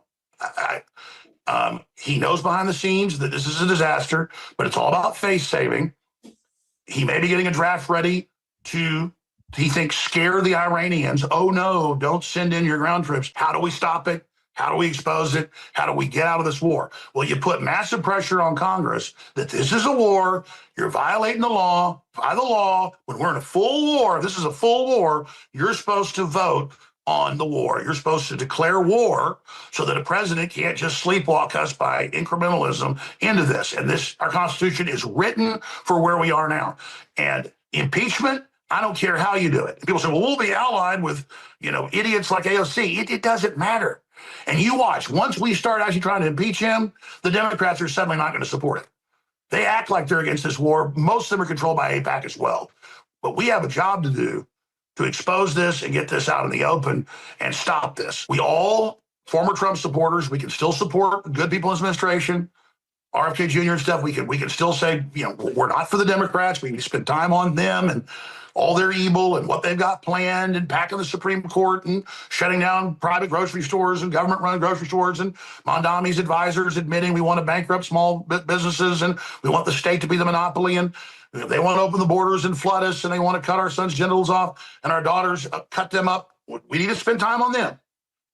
But front and center is Trump and the neocons and the Israel firsters conducting a coup over our country and over our Congress to force us into total war for greater Israel. So I don't think anybody can deny that we have the madness of King George III, who thought he could beat the colonies. And then, of course, by the end, he finally got removed a few years after the war was over. He's totally insane. And Trump's going to get us all killed. And he's been totally erratic and half-baked on this whole thing. And the mullahs didn't fall. And so the next move, as I've warned and Joe Kent's warned, will be to escalate. And so just like the EU is unelected, the EU Commission, they said we're going to use war to stay in power. This is the last refuge of tyrants. When they lose control, as Gerald Celente says, they take you to war. Real time, uncensored, unstoppable. I gotta get a pre-roll like that with me. With the look at this. I gotta get that right there. That one. I want that one right there. That's what do you think of all that? fantastic. I mean, it's very odd because one of the things that we do on the show is we pay attention to how the media begins to frame arguments. I gave up on Alex Jones. I gave up on Owen Schroyer. I gave up on InfoWars, and I talked about it on my radio show, and I believe in the podcast as well, because I kept saying, how are they sticking with this? How are they not recognizing the things that are happening? Why are they not questioning Donald Trump? Because if you remember back in the day, Alex Jones would go, I got to support him. If he loses, they're going to put me in jail. I got to support. I have no choice. I have to support him. That's what Alex Jones said. Yep, Now I remember. he wants the 25th Amendment, and he wants him removed. And 6 months ago, he said, if Donald Trump doesn't win, the Democrats are going to put me in prison. But now he would rather Democrats win because Donald Trump is going to. I don't know what to make of any of it. But they're storylines that are so salacious that they grab people's attention. That's what he does, and that's the society we're moving into. The more salacious the information, the more people are drawn to it. Unfortunately, I think that's what's going on. But a sober look at Alex Jones, the 25th Amendment, what Donald Trump is doing in Iran. Yeah, and I think that the good thing though that comes from this is the awareness of the nature that it's not America first with the administration. And so whether Owen Schroyer, which he's not a part of InfoWars, but a similar guy, right? Owen Schroyer and Alex Jones, they were Trump, and then jumped off super late. And now they went completely 180. Yeah, So I think that's the benefit, is that they're shining light on that, right? Now, it could be controlled opposition, though, like Dr. Shiva always talks about. It's like, oh, it's just that fight. They're just playing. It's theater. It's not real. Well, he would say it's theater for sure. Yeah, I think that could be true with this situation, especially with Alex Jones. I don't know about Owen because he's pretty independent now, and he doesn't have a lot of funding, and it's not like he's enormous or anything. But I'm trying to get him on the show. Too. I want to get Owen on the show. Yeah. We have St. Louis guy. Come on. We have a mutual connection, and we've emailed back and forth, but I've not been able to pin him down for a time. But I'd like to get him on the show. I think I don't know. I think Owen Schroyer is talented. I just wonder how he's going to be able. Is he going to be able to make it out there? Yeah. And the reason I think Owen might not be is because Alex Jones kind of makes fun of him now. Does he? He loves him, but sometimes he'll like poke a little fun at him, right? I watched a clip of him making fun of him. He's like, oh, he thinks he's Rush Limbaugh with his gold microphone and blah blah blah blah blah, and he's kind of talking smack on Owen Schroyer. And so those are those small things that not everyone's seeing. That I know me and you are kind of like in it, right? But those small things that I just see is like, man, is Alex Jones really controlled opposition? And this is all just because it would make perfect sense, especially with him being so boisterous and in your face and kind of sensational. You know what I mean? Yeah, and he's talented. That's the other thing. He's really good at it. Very good. All right. And how he goes from like, I don't know, a guy with a camcorder that's just got, nowhere, basically, maybe on some local radio stations, to, like we just talked about, the biggest streamed person on X every single day. The one thing that gives me pause about was several things, but the number one data point for me that questions Alex Jones, and I'd love to have Alex Jones on the show. I mean, I think he's incredibly, as I've said many times, I think he's the most talented person in this space. But the one thing that got me was Bill Cooper is the OG. Yeah. Bill Cooper is the OG. Bill Cooper was talking about things that Alex Jones talked about after. Bill Cooper was the original.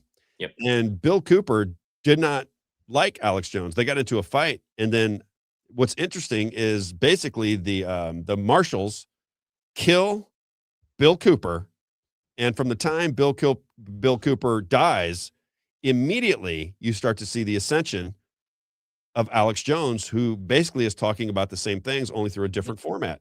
Yeah. Very interesting, right? One guy dies, and then the new guy, because I don't think Bill Cooper was controlled opposition because the marshals killed him. And then the other guy that comes in afterwards is Alex Jones. And I'm not saying that he's controlled opposition. I'm not saying that. I'm just saying some things you can't figure out. That's the biggest problem in our world. Is just to debate them sometimes is, healing, just to have the conversation and make you aware of certain things. Mm-hmm. If Bill Cooper dies and then you see the ascension of Alex Jones, I know You just ask questions, and that's all I think. What we're just saying here is that it's in the back of your head something. There's these things that are going on and that we're seeing, and it's like, oh, that's interesting. Right, that nobody knows. Nobody knows those things. Yeah, it's like you not knowing that Alex Jones said that about you. I mean, you have to be really I have not paid watching attention to Alex Jones at all. but you have to be really watching to even have known that he was doing that. You know what I mean? And so, but he is Does the he have best his own communicator. website, by the way? Does Alex Jones now have his own website? Because you used to be able to go to his website. He went from the InfoWars to Alex Jones Live. I think it's they like embed their Rumble stream on their website now. They do. They do the same thing we do. Yeah. Okay. All right. Let's move off of that. 25th Amendment, Isaiah. I know. Well, can you look up the draft real fast? I did not do my homework on the draft, but I'm hearing Alex Jones screaming and yelling about the draft is coming. The draft is coming. They're going to draft our kids. They're going to take our sons and our daughters. I think it's a little sensationalization from what I've read about it is that the thing that's happening that's already happened, and they've already passed it, Rob. What I found out, they passed it last year, and I guess it's going into effect in December. Okay. So it's already passed. It's not something so we already knew it happened last year. And in December, I think, or it's this fall, winter time is when it goes into effect. And instead of registering for the Selective Service, like when they sent me something in the mail and then I had to fill it out and then send it back. Now I think they're just automatically registering those men for the Selective Service. So it's not that they're drafting people. They're just automatically registering people, which is concerning. Absolutely. I think that he raises good points and concerns, because why do that? Yeah. Why do that? Why do that? Can you look it up on AI real fast and say what is going on with it? See what it says. And ask for language, because I don't want it to mislead us. Because if you don't ask for specific language, AI will take you on a different path. I know, right? Yeah. I'm curious about this, because if they do have language that brings back the draft, or if there's just some misunderstanding, usually Alex Jones doesn't go too far off the deep end when it comes to that. He's usually pretty well informed. But if they're putting forth a framework, let's say, for a draft in America, that would be big news, I think. Because after the Vietnam War, it ended. I watched Apocalypse Now last night because it's literally what I said. This is in the U.S. There is no active military draft, and none is being reinstated. What is happening is a shift to automatic Selective Service registration for eligible young men, set to begin on December 18th, 2026. What does automatic Selective Service mean? That's what I was just explaining. So I got something in the mail that was a Selective Service registration, which is our draft, right?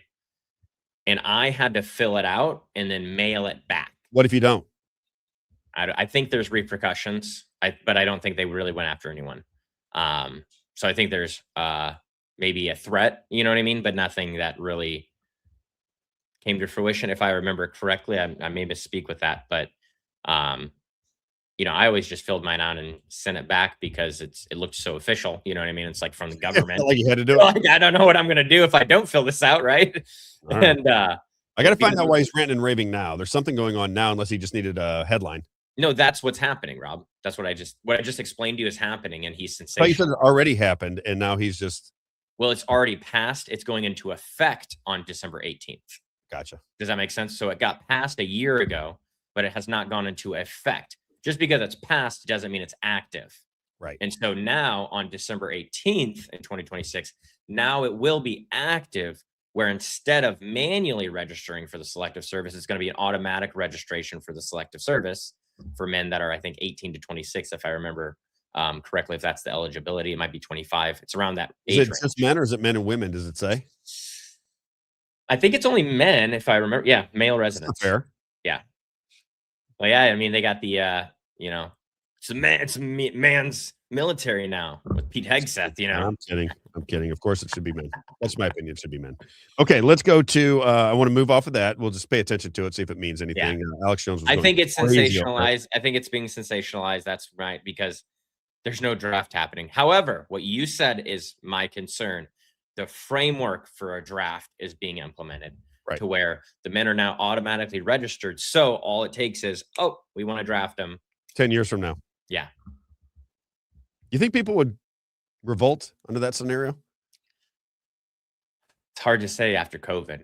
I know. That's what I keep. That's my whole point. I think they can get us to do anything. I really do. Okay. I think that people are too scared.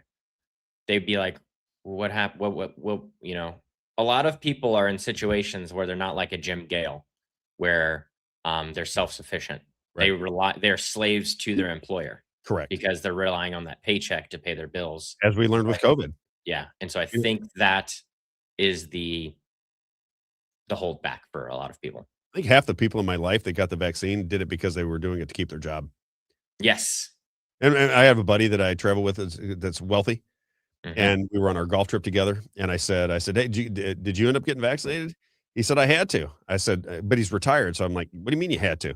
He said, "Well, they won't let me travel if I don't get vaccinated." And I said, "So you got vaccinated so you could travel?" He said, "Rob, I'd rather be dead than not travel." Hey, if that's true, that's a good reason to get the vaccine, in my opinion, right? If you'd rather be dead than not travel, then hey, you don't really matter. He's still here. He's still playing golf, so it didn't hurt him yet. Let's move over to this Tyler Robinson, Candace Owens story that Oh my was all the gosh, rage. yes. They sold it really heavy. You cannot flip through, you cannot scroll through X and not see this particular video. And now what I'm hearing is, and tell me if you got a different story here, this was a video that has been talked about, but that the trial would not show, the preliminary hearing, I guess I should say, not the trial, but the preliminary, they did not show this particular video of Tyler Robinson running across the rooftop and then getting down onto one knee and doing something of a military crawl. And I don't know what to make of all of this. Is this more, how do people see it? Who's this? That's BS. Women shouldn't be exempt. Oh, you want to fight? You can fight in that war if you want. All you got to do is change. That's how it is in Israel. The women have to serve. It's very simple. Just change your gender. And then Pete Hegseth will allow you into his army if you would like to. Just kidding, Stephanie. Let's go to, was it Stephanie? Did I get the name right? Yes. Yeah, Stephanie. All right, Stephanie. Okay, let's do this video. And just, I'm curious what you think of this, Isaiah. I'm curious what the audience thinks of this. This is very strange to me. This does not seem like the story we were told where he's limping and he's got in this thing and he's this amateur and he just took this lucky shot, hit Charlie Kirk in the neck, and then there was no exit wound. His bones of steel stopped it. And then he went and had ice cream and a burger, and the whole thing seemed very convoluted to me. But here is the video that she was talking about, and everybody that is on the Candace Owens side of the fence goes, "See, we told you. There's the video." And I don't know if I'm going that far just yet, but I want to know your opinion. Yeah. Let's check it out. And the footage is completely removed. So let's watch that.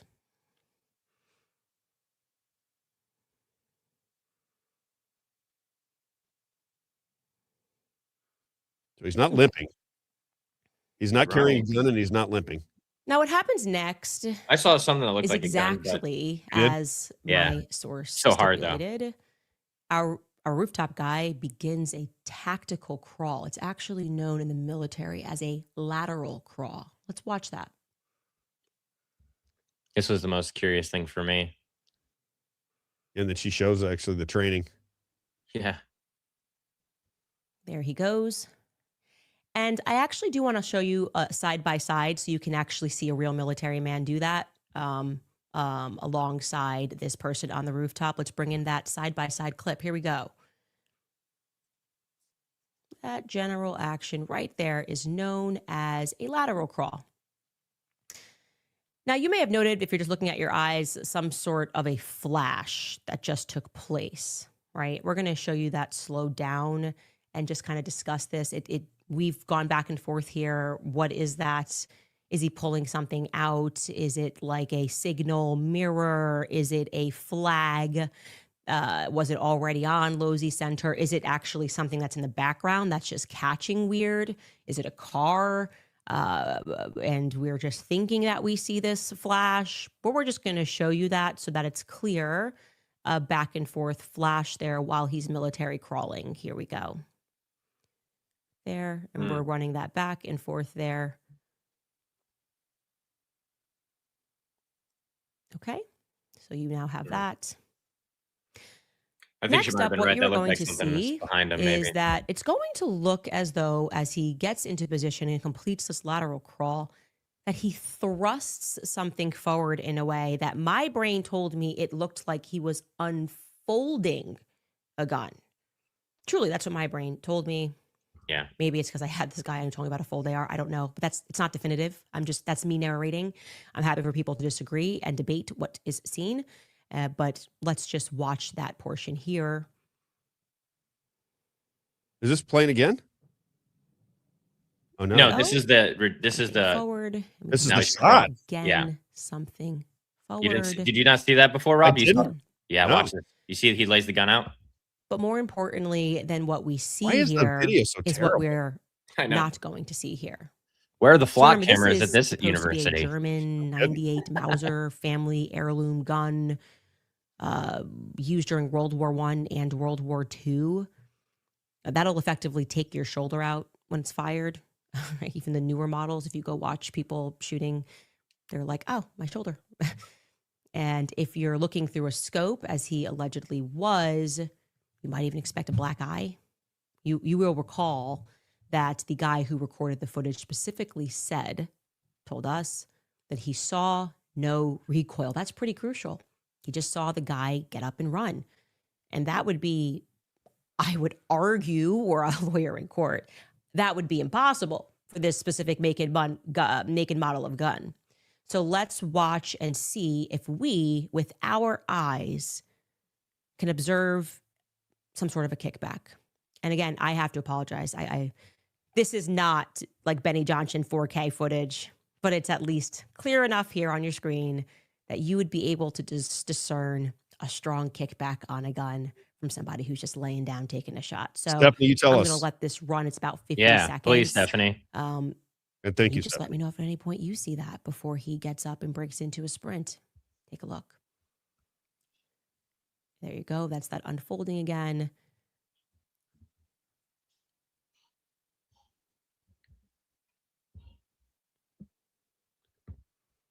And by the way, if you are listening to this in audio, this is one of these episodes that you actually do have to go watch. So you will have to pivot I would over not be able to tell anything from YouTube, that, would you, Isaiah? Spotify, somewhere that provides the video, because this is not something that we could just produce on an audio podcast here, unfortunately. But this is going to run. We did have to obviously zoom in and push out those. How did she get this video is what I want to know. But see here, I have 10 more seconds here. Okay, Wow. he is up. That was 32 seconds, Rob, I counted. Anybody? I don't know what to make of Anybody all see a that. recoil? I don't think you can see a recoil in that No, environment. I Can just you? counted 32 seconds from the gun. So in 32 seconds, he got the gun there. He got up. He got the shot just right. He got it on Charlie. He pulled the trigger in 32 seconds. That's what he did. Stephanie, do you know, especially about the crawl and so forth? Yeah, Like I didn't know anything about that. I've shot my whole life. I don't think I could do that the first time I would. It'd be the first time he's killing someone, Rob. Think about that. Yeah. Well, I'm starting to. Here's where I'm coming from. It. I'll just be honest with you. I'm leaning toward. I've always thought the story was nonsense. Now I'm thinking the people that are selling the story are nonsense. Who is this on here? AG Agrioki. I love her Agrioki name. says a disinfo agent Jack Posobiec said he positively identified Tyler from the video. Okay, here I'm starting to notice something because Jack Posobiec is starting to do a lot of hits with Piers Morgan. Yeah. And there's about 6 or 7 podcasts that I try to get about 10 or 15 minutes of every day. And one of them is Piers Morgan, because Piers Morgan to me is the establishment guy that doesn't tell you he's the establishment guy. You got to remember, he's an Englishman who ends up on CNN.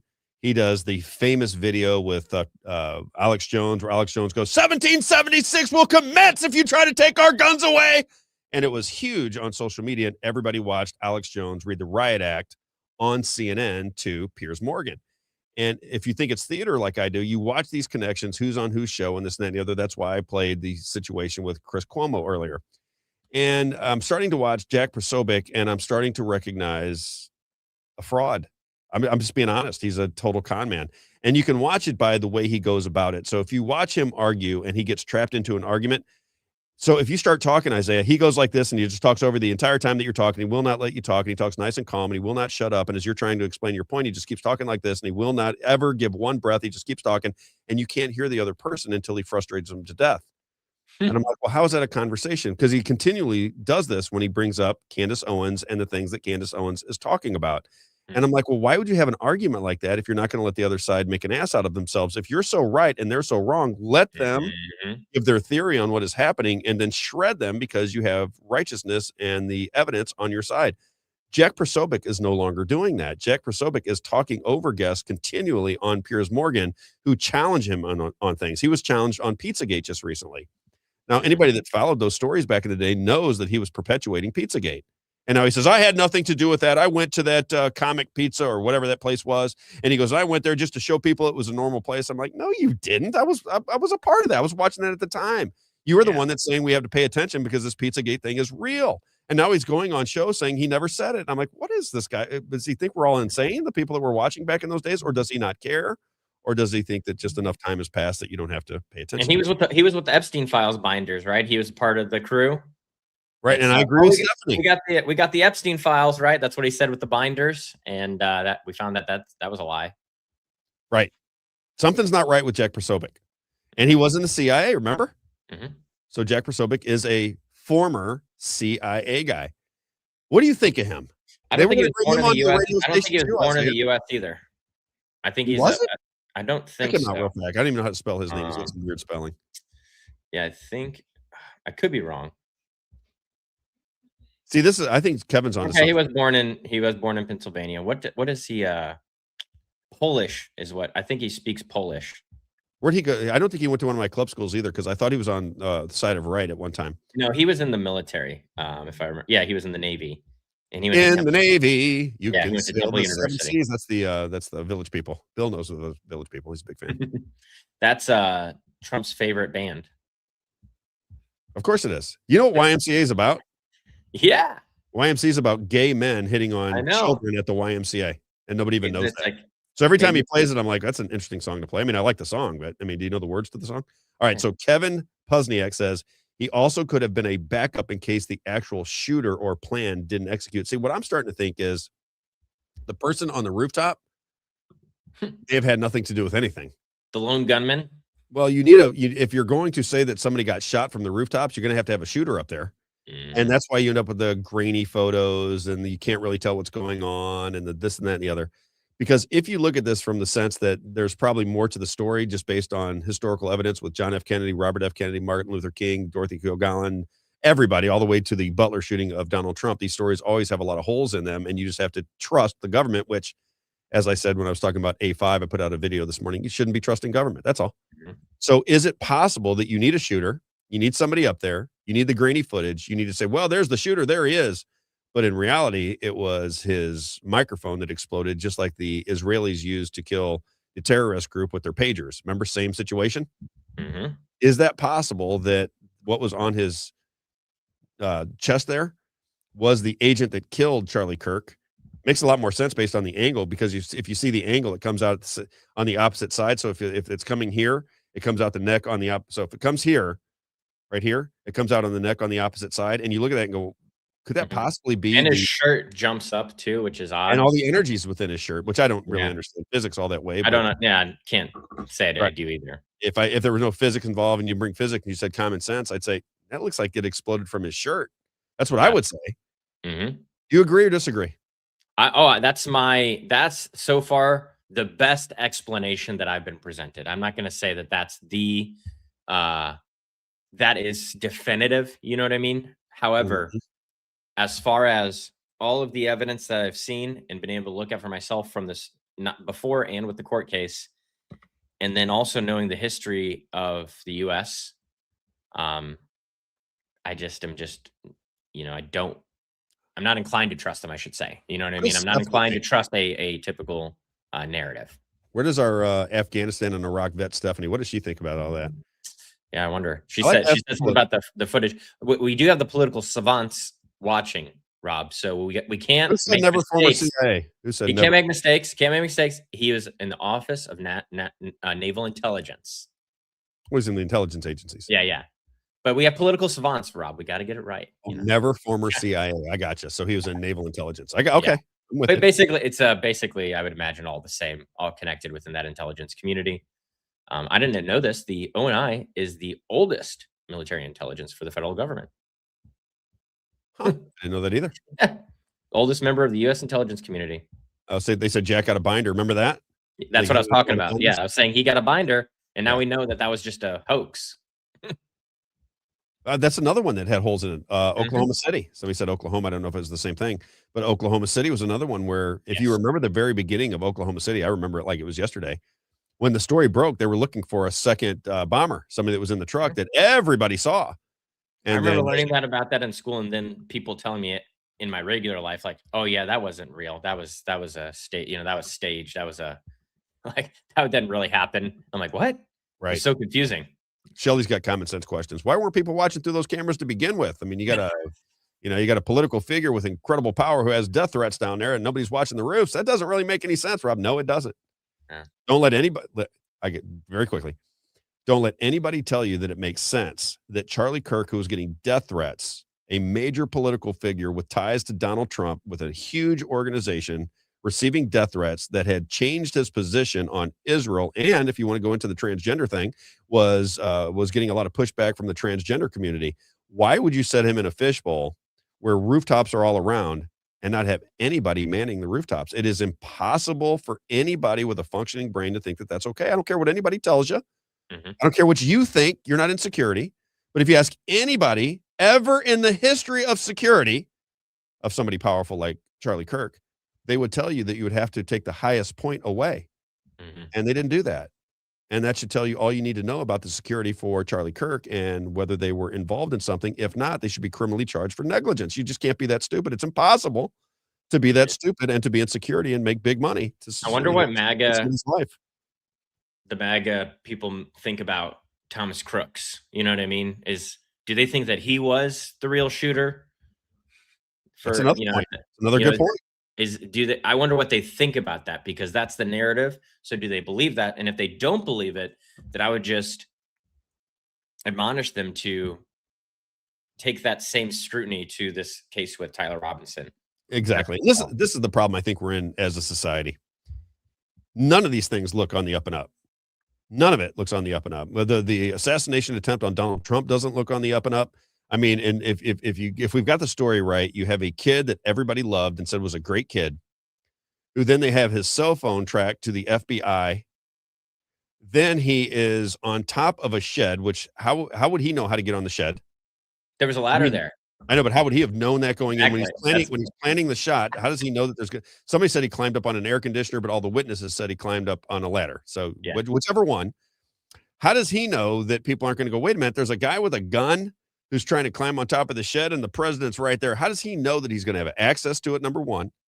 And how in the world can somebody take dead aim at the president of the United States with security all around and nobody take the kid out?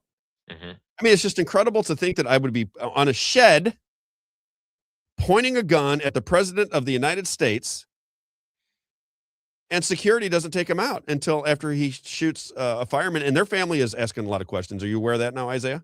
Really? The Comparator family, or what is that? Comparator? They're questioning the official story. They say they're not buying it. Good. But it's dead and gone. Yeah. The story's over. It was Thomas very Cook. quick. It was dead and gone. Are you kidding? Who did a BlackRock commercial? This is what we're told anyway. Yeah. And they're pointing to him. You see the videos where the people are like, "Hey, there's a guy with a gun on the shed. He's right there. He's right there. He's right there." And he's going. And I'm pretty sure they have text messages of people taking pictures, like the group chat with the Secret Service. I think someone had sent a picture of him before he was on the roof, but because he had like a backpack and stuff like that. Yep.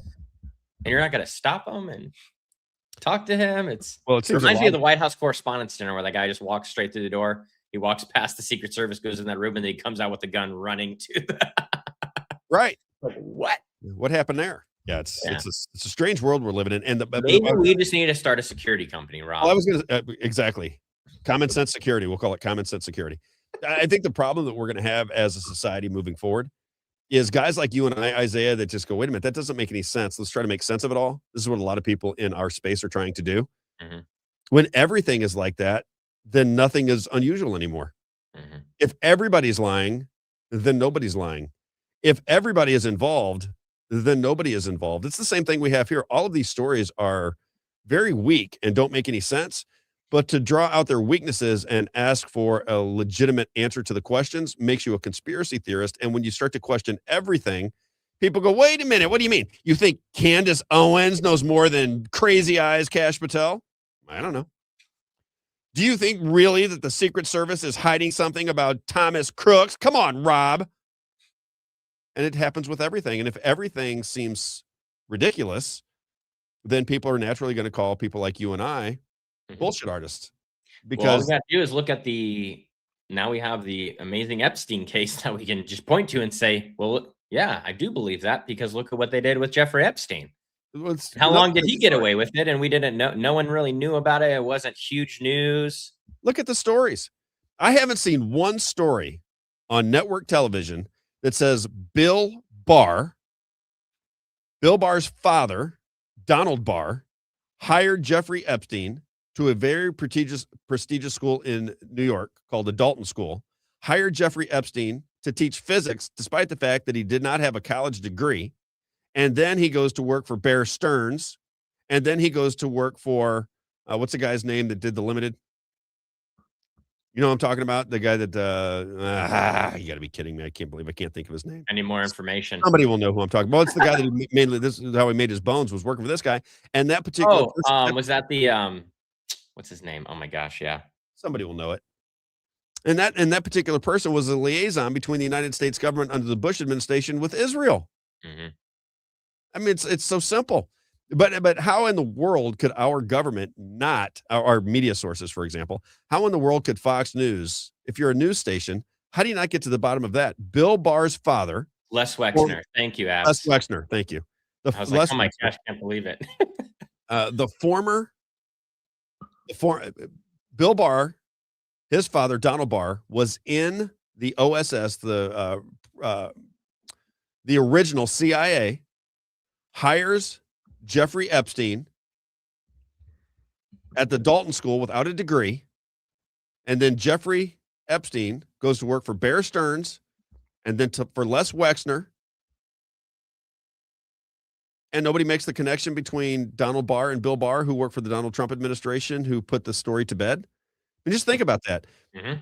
Donald Barr hires Jeffrey Epstein, and Bill Barr is the one who puts the case to rest. His son, who was working for the CIA for George Bush at the time with the Church Committee, who was investigating the CIA. Instead of focusing on that, Rob, they're like, how did he get this job? But how did he do that? How did he go work for bands? He didn't even have a college degree, Rob. What's going on? Incredible. Can we look up Piers Morgan too? We got to figure out how Piers Morgan plays into this. I got to think that Piers Morgan, I remember looking into him because I want to get to Piers Morgan here next. I got to think Piers Morgan, who was at CNN and now I think he does his own podcast. They are pretty good. They're entertaining to watch, I must say. And I think he's talented. I think Piers Morgan is a relatively talented guy. So, I give credit where credit is due. I think he's a talented interviewer. But man, is he a shill. It's just so obvious where he's coming from with these things. And it doesn't feel authentic to me at all. It feels a little less than authentic. Let's do Rat Custom Coatings and we'll get to clip number 13. And then we'll call it a day. Rat Custom Coatings. Don't forget Rat Custom Coatings. If you're listening, maybe your rich buddy, he's got a plane. Maybe he can use it. We're talking to him soon. He's mad at me. I went to a friend's house and he said, no, I'm not even talking to you about Robbie doesn't call me back. A buddy of mine. And he's the one with the hanger. I said, okay, I call you back. What are you talking about? RatCustomCoatings.com, locally owned and operated since 2001. This is our good friend, Rich McQuay. We got to drum up from some business for him. I've talked to him recently. I don't know what's going on, but he is the one that does garages and industrial spaces for hangars, schools, commercial spaces, uses epoxy. He's an artist with that stuff. He can do any kind of design that you like. Inexpensive flooring and very durable and meant to last. And it comes off beautiful. Rack, R-A-K, Custom Coatings. Rack Custom Coatings, 636-398-5040. As he likes to tell me, we install industrial strength, long-lasting coatings built to handle anything your home or business can throw at them. And from garages to commercial spaces, Rack Custom Coatings delivers tough, beautiful finishes that last, where quality meets craftsmanship. You can reach them at 636-398-5040, 636-398-5040. Again, this is my plea. This is for people with really nice homes or people that use their garage as kind of a man cave. You should get this done. If you have the means to get this done, and I don't think it's all that expensive, it looks so fantastic. It is so great to walk out into your garage. You're having the people over for the football game or the baseball game. You're having a little barbecue, and you're going to use your garage as a space When you fill that out, the curb appeal goes through the roof of your home. I'm just telling you, look at it right there. You can kind of see what it would look like on your garage floor. Now you don't have the oil stains and the cobwebs and all the gunk on your flooring in your garage. And you open it up and it looks pretty. And when you drive into your home, you'll love it. RackCustomCoatings.com, 636-398-5040. And then, of course, we have Carrington Financial, Isaiah. We had 2 hours he was on with me yesterday. Rick Babbitt's, everyone, not 2 Babbitt. hours. Rick Babbitt's, yourcaringadvisor.com. I suggest if you are nearing retirement, you give him a call, 314-671-0525. He is a financial genius, if you will, but he knows everything about everything. It's too much, Isaiah. He knows too much. That's why you can't get him off, because you start him up and bam, he goes and goes and goes. My man, Rick Babbitt, 314-671-0525. Great guy. I sincerely hope that people that are nearing retirement get a second, get a third, get a fourth opinion, but definitely get Rick Babbitt's opinion. 314-671-0525. yourcaringadvisor.com. Now I want to play this Piers Morgan interview, and then we'll call it a day. And the reason I want to draw this, the reason I want to draw your attention to it is I just thought it was really weird. So Piers Morgan is interviewing some 19-year-old kid because this kid put out that he did not want to work for Jews. So he made the statement that he did not want to work for Jews. Now, again, immature, ill-advised, yes. But the way Piers Morgan, a 19-year-old kid, anybody make a mistake at 19 years old, Isaiah? Or maybe you're looking at the world through a different lens when you're 19 years old. Maybe you give him a little bit of grace, say, I accept your opinion, I disagree with you. Piers Morgan went at him like he had, like he was a pedophile, like he was a murderer, a rapist. I mean, just went at this kid and was just in my opinion, over the top. So this is Piers Morgan interviewing a 19-year-old kid that apparently has gone viral because he made a statement. I think he is at one of the prestigious colleges. Yeah. I think that's the deal here. And he simply put out onto social media or some website or something that he did not want to work for a Jew. No thanks. And here's how the conversation went on Piers Morgan with this 19-year-old college student. Check it out. When you have a genocidal country that's made up of 90% Jews that insist upon killing Palestinians and reporters and dragging America into wars abroad, no, I'm not going to want to associate with those people. And you're seeing this among the youth. All right. You're seeing with the emergence of America First. And this is a common sentiment that is held. If you think this is just me, you are completely wrong. It might not be held among your children, but it is held among the youth. And I've talked with plenty of people who have come out in support of me, who are tired of these games, all right, playing, going in wars abroad for foreign countries. They're tired of it all. And they're tired of seeing their country destroyed by third worlders, all right? They can't find a job and they have nothing to lose. Okay, so just to be clear, what's your view of the war in Iran? I think we should have no part in it. Okay, good. So because America's gone to war in Iran, presumably by the same argument you've just put forward, you would not want to be associated with any American for the decisions taken by this American government. You want nothing to do with any Americans. Is that your position? No. America is made up of it's a multicultural society. Okay, then you know what, Austin? I knew you'd say no, because you're just not only stupid, but you're a massive hypocrite, because you're blaming 15 million Jews for the decision-making by a prime minister and a government in Israel, which has nothing to do with the vast majority of Jewish people worldwide, many of whom hate it as much as I do. But when the same logic that you've espoused is applied to a war in Iran waged by this American administration, your position is not you want nothing to do with Americans, is it? Because you're a hypocrite. And you don't understand the difference because, frankly, I think you're too wound up in enjoying the ride of being the most famous anti-Semite in America.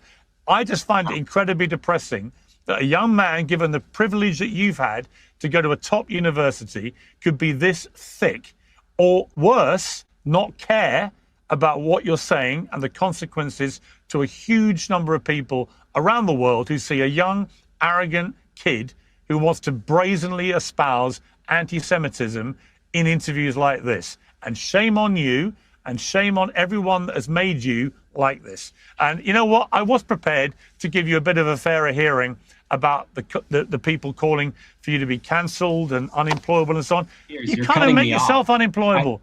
I'd like to wouldn't explain employ you. myself, I wouldn't but employ you keep cutting me off. I wouldn't employ. I wouldn't. Had you But that's had your you right. said I'm I'm not sorry, asking had you you to. expressed any remorse, had you done any of those things, I'd say, yeah, you know what, you've been dealt a harsh lesson in life, but you've learned your lesson. Move on. You haven't learned your lesson, Austin.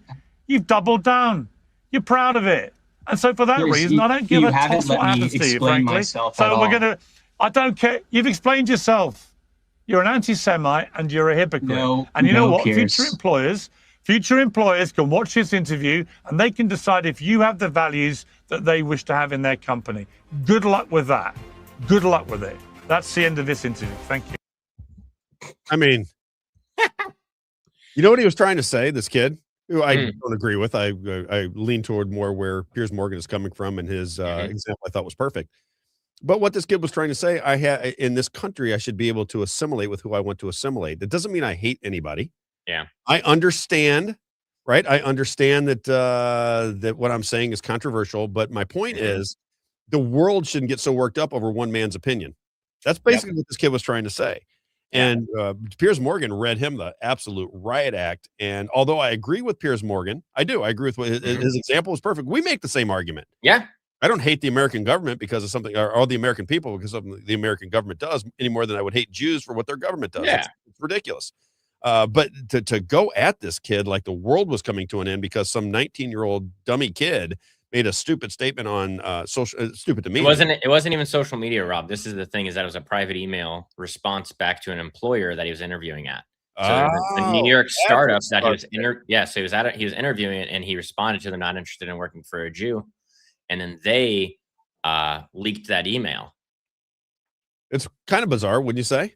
Yeah, absolutely. And I'll just say this to anyone who thinks like Piers Morgan, because that would be like the boomer generation type of people. They would be, appalled at someone like this. This is the exact same way that Nick Fuentes got to where he is today, is because of something like what Piers Morgan just did. Right. The original thing that happened to Nick Fuentes is that he went to Boston University. He was also a bright kid. He had a bright future ahead of him as far as, a political future, something like that. And he went to the Charlotte rally. He wasn't participating or anything. He wasn't there. He just was there. And because of that, his college ostracized him. He got, death threats and things like that because he supported Donald Trump as well. And so I see Austin Franco becoming another Nick Fuentes. Austin Franco, did you know his name before today? I knew his name before today because I just knew the situation. And I follow him on X. And I think that's what will come from this. And he just got kicked out of his house by his parents, by the way. He asked him about his parents. His parents were very upset. Yep. Pretty crazy from a societal perspective. And one of the reasons I think we have trouble getting our message out to a broader audience when we talk about Israel is the conditioning is over the top. You can't have a legitimate conversation and given a viewpoint, because if you say what you believe, you get attacked as an anti-Semite when, you can't even have a conversation. This is about policy. This is about, do we want to spend our money to create war in Israel? And if the answer from an American perspective is no, then I don't want Israel involved in my business. I don't want to combine militaries with them. I still believe with all of my heart that Israel bombed the USS Liberty into submission and killed 34 people intentionally. That's what these people believe. That were on the ship, firsthand witnesses. And when I tie all that together, I'm like, okay, why don't we just support Israel? But do we have to support bombing all of their neighbors? Yeah. When Bibi Netanyahu comes to America and says we need to start a war with Iraq, we need to start a war with Iran, Yemen, Syria, Lebanon, every place. And then we do it and we fund it. I just happen to disagree with that. It'd be no more different than if we were aligned with Mexico and they wanted to fight Chile and Brazil and everybody in their name. I go, well, hang on here. I don't have any beef with those people. Chill out. I don't want to spend any money on that. But I guess that would make me anti-Mexican. Yeah. And, there is the problem with this whole argument, as someone who studied Jewish studies, that's what I studied in college, is that there is truth to things that he's saying. And I would tell everyone, listen to Harrison Smith talk about Jewish supremacy. I think everything that I've heard from Harrison Smith is a very factual and intellectual breakdown of what Jewish supremacy Get is. some of those clips because I like Harrison Smith. I've been so busy lately. Some of Yeah. these people that I usually follow, I haven't seen. Yeah. We played a clip from Harrison Smith that I love yesterday, but that wasn't even from his show. That was just kind of off the cuff that he put out there. He's on vacation. Yeah. But he does a good job of that, of breaking down Jewish supremacy. He talked about the protocols of the Elders of Zion, which is, they would call it propaganda against the Jewish people, and because it talks about a Jewish supremacist kind of like running a cabal, running the world, basically. And so he breaks down those in the way of understanding them and different things. But the air of truth there is an air of truth of the idea that there's Jewish supremacy and that Jewish people as a whole feel like they are the chosen people and that they have a special place. And so that's where there's an air of truth. But then sometimes people just cross that line that people aren't comfortable with. You know what I mean? And that's where it gets maybe blown out of proportion. I don't want to say it's always blown out of proportion. Maybe sometimes they are riding that line of anti-Semitism. But I just think that to just reject everything they're saying because you just want to label someone an anti-Semite. That was the whole thing was about. Non-intellectual. All right, that was the whole bit. And my point was the kid was trying to make an intellectual argument. He's basically saying, just because I'm, a 19-year-old kid and I'm young and immature and I put something out there that I probably shouldn't have done, why is the world going crazy? If it would have been, X, Y, and Z, nobody would have thought anything of it. And he said, what did he say? He said, if I said I wouldn't work for midgets, do you think everybody in the world would have went crazy? That's what he said. Yeah. He goes, no, it's just because these are the experiences I had and they all happened to be Jewish people that I was interacting with, and I didn't have good interactions with them. Right. And then he said he dated a half Jewish girl. He goes, I'm not anti-Semitic. I just prefer not to be around because I've had too many bad experiences. Now, again, do I agree with that? No, I don't agree with that. But he does have the right to say it. And I don't know that anybody should lose their marbles over it. I don't think we're going to be marching Jews through concentration camps in Chicago or Texas. I don't think that's going to happen. So the worry about, America going nuts on the Jewish culture or Jewish people is absurd. It's not going to happen. Nobody wants it to happen. Nobody thinks that way. Nobody feels that way. So for somebody to have an opinion, chill out is what I would say. No different than the Bolsheviks with the Christians, right? Exactly. These things, there's atrocities that happen throughout time that we hate. What about the American government with the Native Americans? Same scenario. Yes. Right. But if I say I don't want to work for an American, a Native American, do you think the whole world would go absolutely nuts and I'd be on Piers Morgan's show because I sent what if I sent an email and said, I don't want to work for the Native Americans? Do you think that would have blown up? That was the point the kid was making. That's the entire point that he was making. And I think he makes a good point on that particular topic because nobody would care. In fact, I'm going to do that to you, Isaiah. Will you send me something? I'm saying I don't want to work for the Native Americans, and then you publish it and go, look, Rob hates Native Americans, and we'll see if Fox News calls me or Piers Morgan. Maybe the casinos will start calling. I will not, and I want this to be clear. I will never work for a Native American midget ever. Not going to happen. Isaiah, just remember I said that. Okay, it's not going to go down. I won't do it. Okay, you can't make me. I will not do it. Moe's Pizza. Last thing we're going to talk about. Again, if you're in Franklin County, or if you're in Washington, Missouri, get out to Moe's Pizza. Great pizza and salad bar. Chicken wings. Chicken wings do sound good. I think me and my wife are going to have some lunch today. Chicken wings, sandwiches. I did not get to have a burger yet, but boy, did they look good. Ice cream and a great family environment. A landmark, as we like to say, in Washington, Missouri, at the corner of Grand and 5th Street. God owns the place. He just works there. When it's time for lunch, it is always Moe's Pizza. And if you have any kind of gathering, this is a big deal to them. Any kind of gathering, whether it be birthday parties, political meetings, anniversaries, Bible studies, any kind of gathering, they have space for you, family environment, no alcohol. This is where you bring the kids to have a good time, and they will treat you like family. Good old-fashioned family business. Moe's Pizza. Get there. All right, Isaiah, what do we got here? I want to read this one thing just before we go because Stephanie did make mention of this. I do have something funny I wanted to talk about. All right, I got time. Just a comment. It's nothing we're going to get into, but you mentioned Chris Arps yesterday. And so I just happened to, I said, I've never listened to Chris Arps. And so I wonder what he's like. So I listened to him and Tim Jones last night. I listened to about 5 minutes, Rob, and I couldn't take it anymore. I had to turn it off. And I said, do people really listen to this guy? Because I'm falling asleep. They don't. I'm falling asleep listening to this guy. I'm like, what? It's the same going on? He is that is the it's the Sean Hannity of radio. Yeah, that's what it is. Right? They just Oh talk my about gosh. Republican. They push Republican narratives all day, no matter what the narrative is. They push it. That's what I see anyway. So Stephanie says this is going back to Charlie Kirk. Mm-hmm. Stephanie is a veteran of Iraq and Afghanistan. Thank you, Stephanie, for your service. She says, Yes, thank you. I agree with the microphone explanation. So far, it is the best explanation. I still question why he wasn't bleeding while being carried to the SUV. I did not see any videos that show that he was not bleeding. I don't know if those are stories are out there, if I've just missed it. People are saying that the level of blood that's coming out isn't proportionate, I think. Well, yeah, I mean, he looks like he got hit in a main artery because remember the blood starts squirting out of his neck right away. I hate to be graphic. It's such a horrible No, thing to say about everyone. I think everyone saw it, unfortunately. Yeah. I'm at a crossroads. I'll be honest with you, Isaiah, before we leave. This is what I think about when I do the shows every day.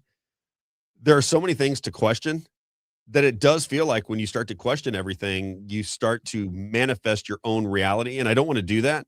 Yeah. But when I look at each particular story on its own, I would have questions. I just would have questions about all of these stories. I'd have stories. I'd question the story in Butler. What about the Native American giant? Who's the Native American giant? But I would work for just no midgets, no Native American midgets. I will not work for them under any circumstance. I don't know any, but if I ever do, not working for them. All right. Yeah, see, Abs is calling. She said there was zero blood in the ground or behind him. Yeah. Well, yeah, I mean, if you look at all the stories, right? So you have the Butler story where you have a kid that did a commercial on BlackRock that everybody that knows him said he was just this great, wonderful kid. You've got his phone pinging off of the FBI building in Virginia. Then he is able to find himself onto a shed through however he got through an air conditioner or a ladder, but everybody allowed it to happen. He stood there and took aim for quite some time before he shot at President Trump. And then he is immediately evaporated as soon as he takes the shot. Then he gets killed. Then you see the photo afterward where they're bringing in the photographers and they got the perfect picture with the flag up behind him. The whole thing seems, theatrical. I mean, come on, Isaiah, you got to admit it. No matter what happened there, it seems theatrical. Then you have think about how many Secret Service agents are able to flood him right there in that minute, right? In that 30 seconds. Why aren't that many on the roofs? And how would they know that there's not a shooter somewhere else? So in order to believe their story, you'd have to recognize that they knew there was a shooter on the shed. They waited till he shot, then they shot him. But then they're proof positive that there's nobody else anywhere around. That's the way that situation would have to play out, because remember, Donald Trump sticks his head out and they're trying to put him down. He's got the Keystone cops trying to surround him and the blood down the face and the American flag and the photographers and the whole thing. It just seems a little theatrical. It does. And then you have the Charlie Kirk situation where you have, and both the Trump assassination attempt and the Charlie Kirk assassination, there's no security of any sort that does any good. If you're the president of the United States and somebody can climb on a shed and take dead aim at you, that should tell us that we got a problem. And then you have the same situation with Charlie Kirk, who's a private citizen, who's worth, I don't know, probably tens, if not hundreds of millions of dollars. I assume he can get some good security. I promise you, if I hire security, I will tell them, hey, look, if there's a rooftop around, I want that rooftop covered. I want to make sure that everybody goes through metal detectors. I don't want any guns or knives anywhere around me. And I want a perimeter so that if anybody starts to lunge or attack me when I'm trying to talk, I want to make sure you guys can get to them quickly. I'll do my own freaking security. I want all the windows closed. I want people manning the windows. If anybody pops their head up with a window and starts to put a gun out it, just shoot them immediately. Take my word. Immediately. Right? You would just take care of your own security. Nobody would handle security in the way that it was handled. Yeah. So all of these stories, when you stack them up one on top of each other, you start to go, I don't want to make everything a conspiracy, but it does feel like we're living in a very theatrical world where we make decisions based on events that are orchestrated in advance, which is exactly what Bernays says. You create the news and then you cover the news. Mm-hmm. You create the news and then you cover the news. You create the news and then you cover the news. And if you create the news and cover the news, then you have the minds of all of the people that pay attention to the news. Isn't that what that Mossad agent said? That one video we played a while ago, saying, we create the narratives. Something like that. Yeah. Yes. Can you get that up? Can we play that and then we'll end the show? That's a great way to end the show. Look up. Maybe I can find it. Let's see. I just have that's how my memory works. Is I get very good. 60 minutes interview with Mossad. Perfect. That's how we'll end the show. Just make our point. We'll get out of here. It'll be like a mic drop at the very end. Perfect. Oh, here we go. Yeah. I got it right here. Let me pull it up. I played this 1,000 times on my show. I love it because it explains it perfectly. Don't get the is it the 19-minute one? No. This is only a minute. This is only 38 seconds. All right, this is perfect. Let's do it. Don't get the 19-minute one. You already know which ones There's a there long are. one. Yeah, there's a longer story. You've looked it up. You've looked it up too many times now. All right, let's get this going here. Look at him.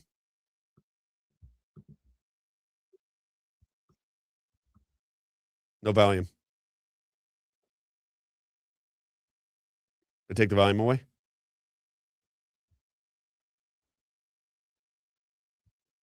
I think Isaiah turned his mic off. You say the volume's not working? Yeah. Can you hear it on your end? Okay. Let me reshare it. Sorry.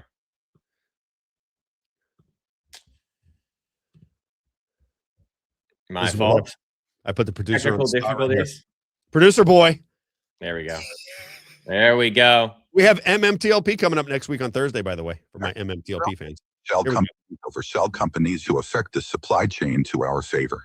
We create a pretend world. We are a global production company.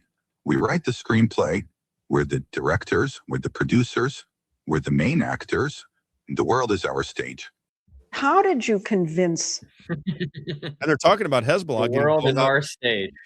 You know, we write the script. We're the main producers. We're the main actors. The world is our stage. And that's coming from Mossad, which is attached to British intelligence and the U.S. intelligence and probably Saudi intelligence and everybody else. And I think that's how they control the society. I really do. And that's why none of these stories make any sense, because they have to give you a plausible reason for what happened. And then they have these major news outlets come out and sell it to you. And you go, it really doesn't make any sense that nobody was covering the rooftops for Charlie Kirk. But Kash Patel and his genius, he says that everything's fine. So it doesn't make any sense that the cameras would be off and the guards would be sleeping in the Jeffrey Epstein death. But I mean, Bill Barr says it's okay. Well, who's Bill Barr? Well, Bill Barr's the son of Donald Barr, who hired Jeffrey Epstein, who worked for the intelligence agencies. But don't talk about that, because then it would make sense as to what's going on. And somebody says it didn't happen. A lot of people think that Charlie Kirk, that whole thing was that he's still alive with Jeffrey Epstein, by the way. Come on, you don't think this guy's a genius? Look at this guy right here. This is the guy that's running the show for you. Look at him. Look at him.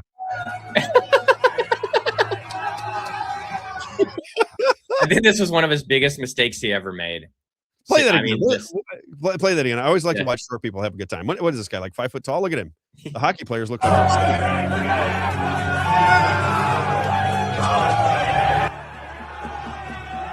at him.